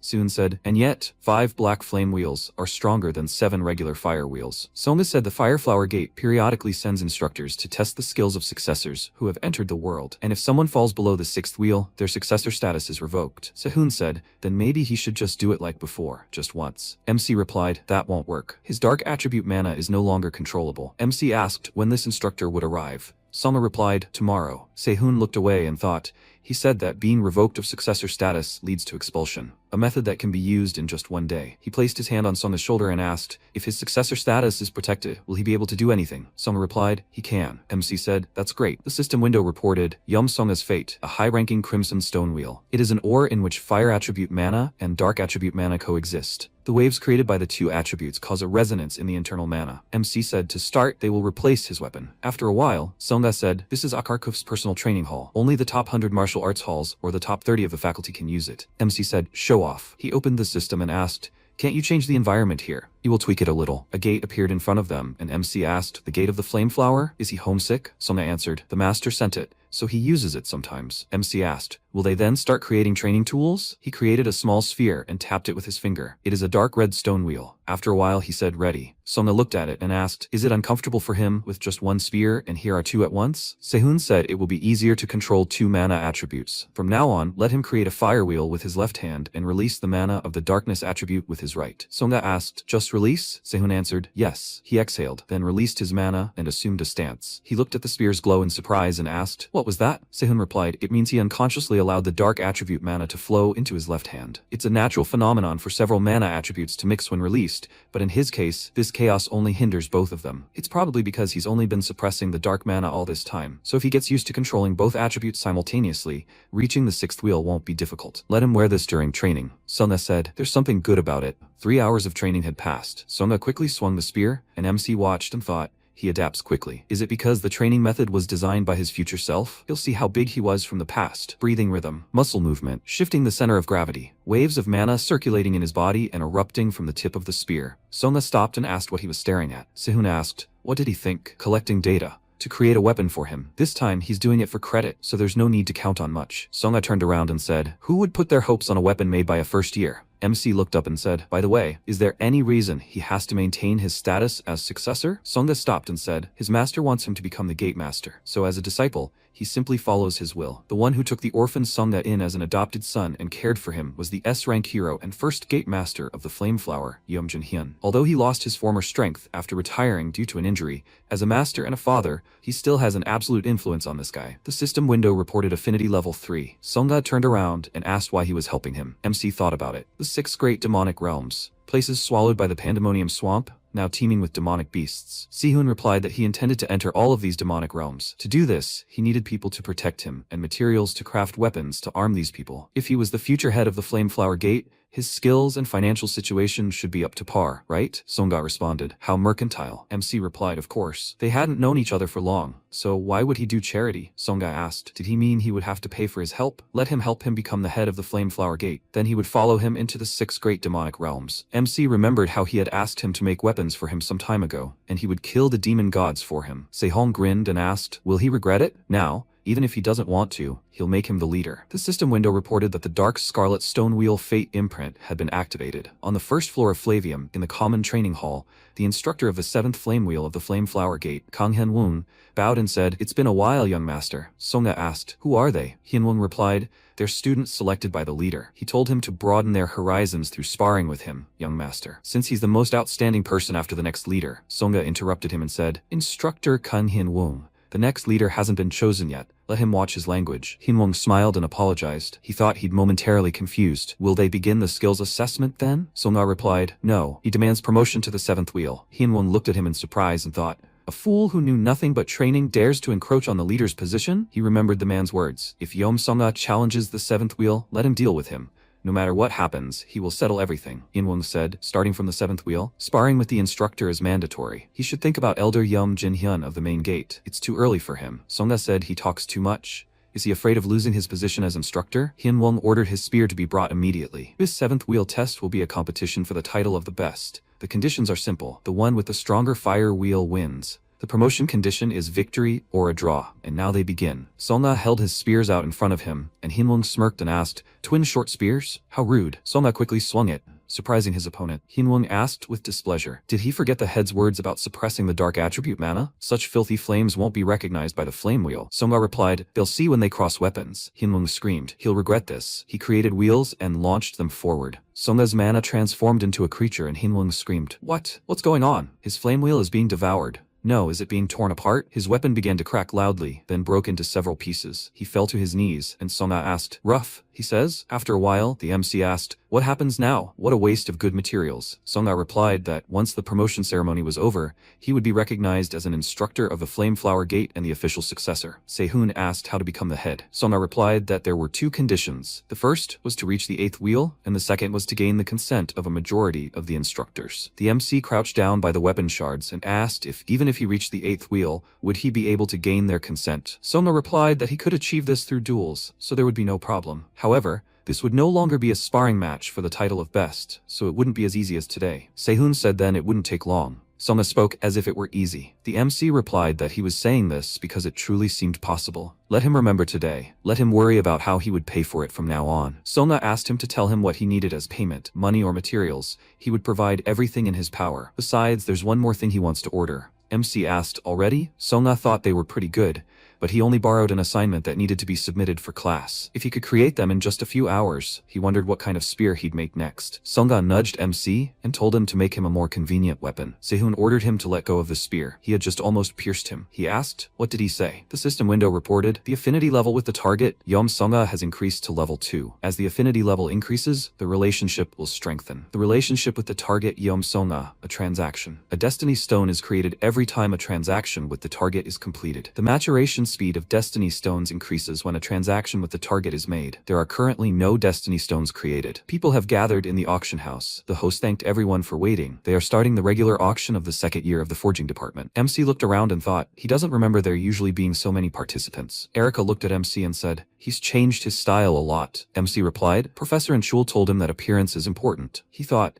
it seems like the title of the best student in the department really means something. It will be difficult to openly examine him when he's the center of attention. He's interested in Michael's plan to take over the forging department. The host said, the topic is iron swords. A total of 36 items were presented, and a special quality control process was added. This fabric is called sogyumpo. It's woven from molten silver obtained from an S-rank white tiger. It's soft but hard like metal and has resistance to slashing attacks. Thanks to this, he swung the sword and broke it. He said, as you can see, they can easily identify items that sacrifice durability to increase cutting power. During this auction, they will use sogyumpo to weed out such defective goods. So, the first sword to be presented is Student Joseph's blue horn sword. Someone said, it looks interesting. It seems they've prepared properly. Erica asked if he knew why they were doing this. The MC replied that many only knew that the white tiger's body was extremely durable, but its ability was a bit more complex. Fur, skin, flesh, and bones all had different properties. Among them, fur imitates the sharpness of the metal weapon that touches it. Therefore, no matter how good the weapon, it eats away at the weapon's durability. Erica asked, then isn't the white light longsword at a disadvantage? After all, swords with increased cutting power usually have low durability? Sehun replied, exactly. This is clearly a setup aimed at him and Professor Kim and Chol. But if the sword breaks here, the supervising professor's reputation will also suffer. This is only true if he did it poorly. The host hit the hammer and said, sword number 25 sold for 4 million won. Now finally, sword number 36. Borsippa's best first-year student Lee Se-hoon, the quality inspection of the white light longsword begins. He swung the sword and dropped it on the floor. He asked, just now what just happened? MC stood up and asked, will they let him explain briefly? Were they thinking? Lee Se-hoon? He said, usually a sword focused on sharpness would easily break on Seogumpo, but the long sword of white light gathers mana scattered in the air and condenses it on the blade like a fine edge. Someone asked, mana? They couldn't sense anything like that no matter how hard he tried. MC replied, it's normal that they barely feel mana. The density of it isn't high enough to call it sword chi, but since it's too sharp for a light source, it's referred to as sharpness aura. Erica asked, so that phenomenon was also because of the aura? Se-hoon replied, yes, that's exactly it. When identical auras collide, they cause resonance rather than mutual annihilation. And using this, he can do something interesting. The system window reported that this was a high-grade 4-pointed stone. It was an artificial ore containing compressed, attuned mana. When mixed with other minerals, it regulated the disorganized structure of internal mana. He clenched the mineral in his hand and swung his sword. The system window reported that Eric's fate imprint, the 4-pointed stone, had been activated. He thought the chaotically fluctuating mana was being organized. All he needed to add was a clearly defined path. He swung his sword, and the system window reported that the rank of the weapon, White Light Longsword, had been upgraded to Epic. An Epic ranked White Light Longsword. It was a longsword adorned with an aura engraving. The embedded mana was compressed and released at the blade's edge, which had been sharpened to the limit. Se-hong thought, as he had expected, the blade couldn't be sharpened with an ordinary whetstone. He said, a simple skill that strengthens the aura of sharpness has been added, and the rank has risen from rare to epic. Please let them reflect this in the starting price. The host said fearfully, then according to the instructions, they will change the starting price from 1,000,000 won to 5,000,000 won. The equipment created by the best student of the faculty is now capturing everyone's attention. Moreover, an improved item whose rank has risen from rare to epic. This is new material for research. People started raising their hands and shouting out their bids. 10 million, 30 million, 100 million. Jake stood up and shouted, 200 million. Erica said, 210 million. The host asked, 210 million. Did anyone bid more? Are they really ready to leave empty-handed? Jake shouted, 300 million. Erica said, 310 million. The MC thought in surprise, so this is what high society is like, throwing money around. A girl entered the room and said, 600 million. Jake turned around and thought, 600 million. No matter how you look at it, that's it. He remembered Arya's words about buying Lee Se-hoon's weapon at any cost. Yunha asked if she hadn't bet enough. A whale had shown up for the shrimp fight. Erica and Jake thought it was a curse. The host said the White Light Longsword had sold for 600 million won. The MC looked at the girl in surprise. After a while, she asked, had they checked it yet? The MC replied, yes, everything had been credited. How does she plan to use the White Light Longsword? Yunha replied, if she had time, she planned to go to the danger zone and test it. It would be a shame to use such an item just for training. The MC said he'd like to try it out. If she hadn't chosen a location yet, how about Mount Yunwal? Yunha replied, that's the place chosen for the first-year students' first practice. The MC replied, yes. He thought it would be useful to visit it beforehand. Yunha answered thoughtfully, and yet given his position it wasn't much. MC said he would make her any weapon she wanted as a gift in return. Yunha picked up a calendar and suggested making a schedule. How about next week? MC smiled and suggested that. He figured it was just an excuse. The conqueror of peaks, Jürgen Kruger. He's the chairman of the board of the UD Group, a leading global corporation and the world's most powerful necromancer. One of the artifacts he lost after the Pandemonium demon attack is hidden on Mount Yunwal. After a while, Jake stood in the room. Arya said thoughtfully, so he was saying that he couldn't get it in the end. Jake apologized, and Arya replied that what's done is done. She suggested they think about what to do next. Didn't he say they were taking the same classes? Jake replied, yes, it's Professor Ma Kwang-soo's body control course. Then let him find the right time and ask him. If he's decided on this matter, she'll talk to her father again about the succession ceremony. At this rate, he'll soon be displaced as the top graduate. He expects it himself, right? He said it's forbidden until graduation, but even so, it's too much. Jake replied, I understand. No matter what method he has to use, he'll definitely get the sword from Lee Se-hoon. Arya smiled and asked if it's polite to interrupt Nuno when she's speaking. Jake apologized. Arya ordered him to bring it at any cost. Lee Se-hoon. Strange, is he getting on her nerves? After a while, MC said he was finished. Reese looked at the high-grade Crimson Spear in surprise. It is capable of storing fire attribute mana. This increases the effectiveness of the flame wheel. The high-grade Black 10 Spear. It is capable of storing darkness attribute mana. This increases the stability of the flame wheel. Reese thought the craftsmanship alone is impressive. But what's truly surprising are the embedded auxiliary spells for the flame wheel. Just think, a control system that blocks attribute mana if it exceeds a safe threshold. Reese said at this level, it can be considered a teaching aid and a textbook at the same time. This is the perfect result. From now on, he can consider himself exempt from his studies. MC thanked him. The students began to whisper. If they wanted their opinions, he should have graduated right now. Why are they in the same class with a guy like that? What bad luck. MC bowed and said, then he'll be going. Reese said, okay, here, let him take his spears. Let him know if he wants to sell them. After a while, he went outside and said, "Today is a class with that old man Ma Kwang-soo." He entered the room, and Jake asked in surprise, "What, does he have a class too?" MC replied, "He just came early to practice. If he needs to use the hall, he will leave." Jake loudly asked him to wait. He would like to ask him for one favor. Is that okay? Sehun replied, "No." Jake said sadly, he didn't even listen. Sehun said he bet his sister recommended getting weapons from him. He has no intention of doing that, so they should just give up. Just like with Ryu and Ha, he can't let Arya lose interest in him. With his current skills, she will definitely be disappointed in anything he creates. Jake reached into his bag and asked, "How about this?" He pulled out a heroic rank black flame hammer.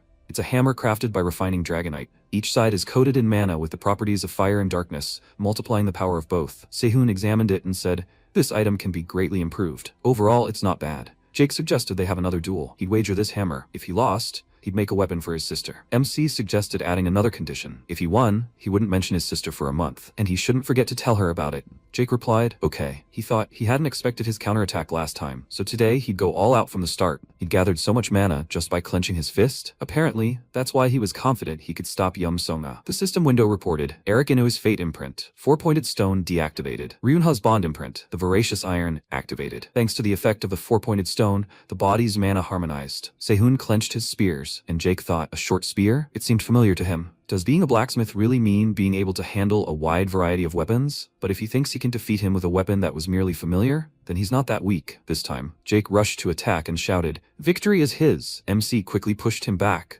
which surprised Jake. He asked, "A smoldering flame wheel spear?" Before returning to the past, Lee Sehun had heard many stories from Yom Songa. At first, it was only to increase the bond level. But when Yom Songa truly opened his heart to him, he shared techniques that had never been passed on to anyone else. And even though he was insulted and criticized back then, now he's capable of at least a rough immigration. MC swung his spear, and Jake thought, since he's lost his momentum, he's simply being chased around the arena. However, right now, Lee Sehun's physical capabilities are only determined by skill. If he waits for its effect to wear off, he can turn the situation in his favor. Sehun looked questioningly at Jake and thought, this guy. He realized that dragging out the fight will work to his advantage. So, even in a critical situation, he remains the top student, huh? Good instincts. MC gripped the spear and said, "Explosive ring." He thought he never imagined that he would use Yum Sungha's mana stored in the ink spider bracelet like this. Jake screamed. He clearly heard that he was using fire attribute mana. Damn it. He tried to release his mana and used the Myers formless sword.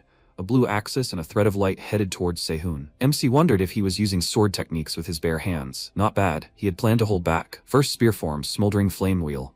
He used Crescent Eclipse and thought, but he can't afford to lose either. Their mana clashed, and Jake's fist appeared in front of MC. Sehun held his sword to Jake's neck, who said he lost. The system window reported contact established with the target, Jake Myers. MC asked, "Isn't it a draw?" Jake replied, "If you really wanted to, you could say so. But considering he used a near-lethal skill, it's more like his loss. Damn it, if only he could use a sword." Sehun asked, "Can't he use it?" Jake replied, he doesn't know why, but as soon as he picks it up, it breaks. He even once broke a sword with heroic rank durability. MC looked at him questioningly and thought, so that's what it was? He asked him to hold out his right hand. Jake asked, "What?" "Okay." MC asked him to relax his hand and not move his mana. Otherwise, he'll get hurt. Jake wondered what he was up to. He saw MC swing his hammer and scream in fear. What? Stop. What is he doing? Sehun hit his palm and thought, I see. This changed the substance rather than strengthened it. Jake pulled his hand away and screamed. Whatever he did, let him explain first. Sehun asked, he wants him to make him a sword? Jake's eyes widened in surprise, and the system windows reported, extracting fate from target Jake Myers. Creator affinity level Lee Sehun. First, Destiny imprint, high-ranking compression stone, Jake Myers. It is an infinitely compressible ore. It compresses the absorbed mana. It will collapse if the density exceeds the strength of this. Sehun said, a sword he can't break. He turned around thoughtfully, and the system window reported that a connection had been established with the target, Ma Kwang-soo. He frowned and invited MC to chat. He told Jake to step outside for a minute. Kwang-soo said, last time he was an experienced blacksmith, then a skilled spearman. Who is he really? He better answer carefully, so he doesn't mix anything up. MC said, what he means is, his stance is so perfect that it's suspicious. Kwang-soo looked thoughtfully at the mineral in Sehun's hands. He said, it's nothing special, just a trick using a skill. In other words, he adjusts his muscles to imitate someone else's body, just like that. When the effect wears off, everything disappears. Kwang-soo looked at him in surprise and asked, are there any limitations to this skill? MC replied, observation takes time, and since he's forcing his body, the physical strain is simply enormous. Kwang-soo said, observation, imitation. He apologized for suspecting him. There was a demon with a similar ability, so he reacted strongly. Sehun thought, a doppelganger. He thought about that, didn't he? One of the 10 evils, pandemonium, a doppelganger. He enjoys copying his opponent's martial arts and then killing them with them. He's a cruel idiot.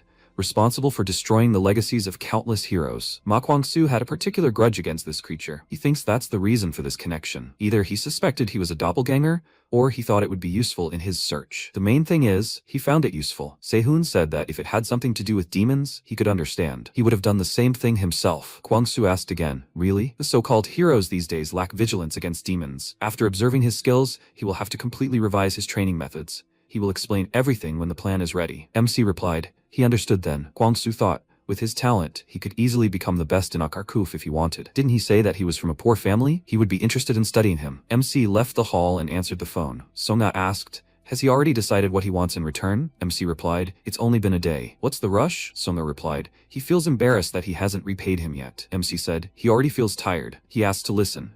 Does he by any chance know a mage from Babylon named Luisa Valente? Songa replied, he's never heard of her before. Does he know her? MC replied, it doesn't matter. Just let him secretly find out where she is and what she does. Does he even have the connections for this? Songa asked, was he underestimating him? MC asked not to blame him. After all, he was poor and powerless within the Flameflower Gate. Songa replied that he had other channels. Let him just trust him and wait. MC thought, this guy has trouble communicating too. I wonder what's going on with Louise now. Louise Valente, a wild dog. Unlike Yom Songa, she wasn't particularly famous in the past, but the problem is that Louise is a ticking time bomb. After all, they said she only became so crazy after her injury. So if he can find the right moment. A call came on his phone. Songa had found her. MC asked, already? Songa spoke. Louise Valente, the best second-year student in the Elements department. She seemed to be a promising cadet, but 6 months ago, during a sparring session in the martial arts gym, her wand exploded, her mana channels were irreparably damaged, and now she is on academic leave. She is undergoing rehabilitation at the main hospital, but it seems there is no improvement. He will send all the details in a document. Jake came out from around the corner and said, he's still here. He wanted to finish talking about his sword. MC interrupted him and said, Jake? He showed him the article and asked, does he know these two? Jake asked, Kruger and Barmouth? He thinks their families are related? And they are members of the Noblesse Club. MC said if he finds out about them for him, he will make him a sword. It will take him about a week. Jake asked in surprise. Weeks? If he really does it, he is ready for anything. Sehun asked, really? Then first he needs to break his arm. Jake looked at him, puzzled, and MC said as naturally as possible. After a while, doctors were standing in the main hospital of Ascus. Louise extended her hand and said, 159th attempt. Here we go. Wild dog. Louise Valente. She screamed. Lava bullet. She clenched her jaw and cried out, clutching her face. Mana reverse flow phenomenon confirmed. Mana freezing initiated. No. Injury. The doctor said to stop the experiment. Administer mana neutralizers and tranquilizers immediately. The assistants cried out, yes sir. Louise said she was fine. She asked to just give her a little rest and they could continue the experiment. The doctor frowned and said, no, that's all for today. And for the time being, they will limit her rehabilitation experiments to 50 times a day. They will also lower the level of magic used to the basic level. Louise asked, what? Basic level? She asked to wait a minute, Professor. She can do it. The doctors grabbed her and she asked, what, please? She needs just one more chance. The professor ordered to stop draining mana. Medical staff, let them quickly bring a tranquilizer. She screamed. She said she was fine. Louise broke free and screamed, she can. She said she can do it. At that moment, a syringe stuck into her neck and she lost consciousness. She thought, this is a nightmare. After a while, she opened her eyes and said, a nightmare. She was lying on the hospital bed and thinking she was in such a hurry. She threw a hysterical fit like a complete fool and just lost her chance. For now,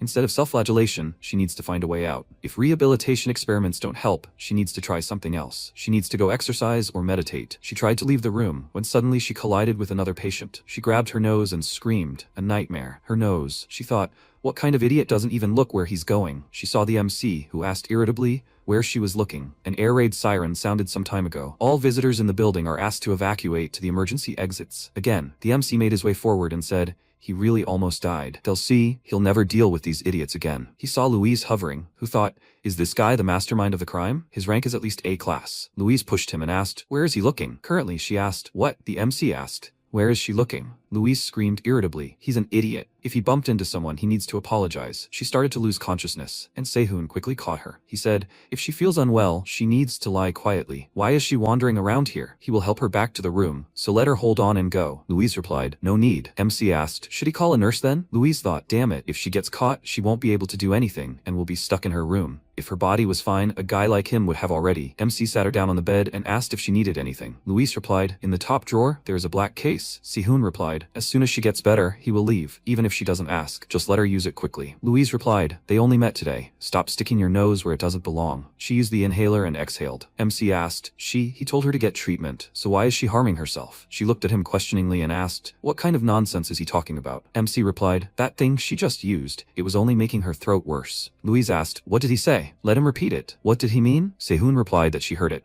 At that moment, an announcement came over the loudspeaker. Cadet Lee Sehun, please have him report to the second-floor nurses station immediately. MC said, perhaps he should go. Louise asked, was he Sehun? MC replied, yes, it was him. Anyway, like he said, if she doesn't want to become a magical zero, she doesn't need to use it. She interrupted him and ordered him to disappear. She had no business talking to pathetic blacksmiths. Let him get out of here. He left the room, and she said discontentedly, a nightmare. These terrible, pathetic blacksmiths. The system window reported, connection with target Luis Valente established. MC thought, what? He was able to establish a connection? The doctor said there shouldn't be any serious problems. The fracture is clean, so the bone should heal within a week. There is no visible damage to the muscles or mana channels. Sehun asked, so, he will be discharged right after? The doctor said he would like him to rest for a week to be on the safe side. MC thought he could stay in Ascus for up to 2 weeks. During this time, he needs to close the distance with Louise and ease the damage to her mana channels. And first of all, he needs to deal with the mana devourer. He asked, doctor, does he by any chance know Louise Valente? The doctor thoughtfully adjusted his glasses and answered, she is a student he is treating. MC said, earlier in the hallway she grabbed her throat and had a seizure while trying to use magic. She asked him not to tell anyone,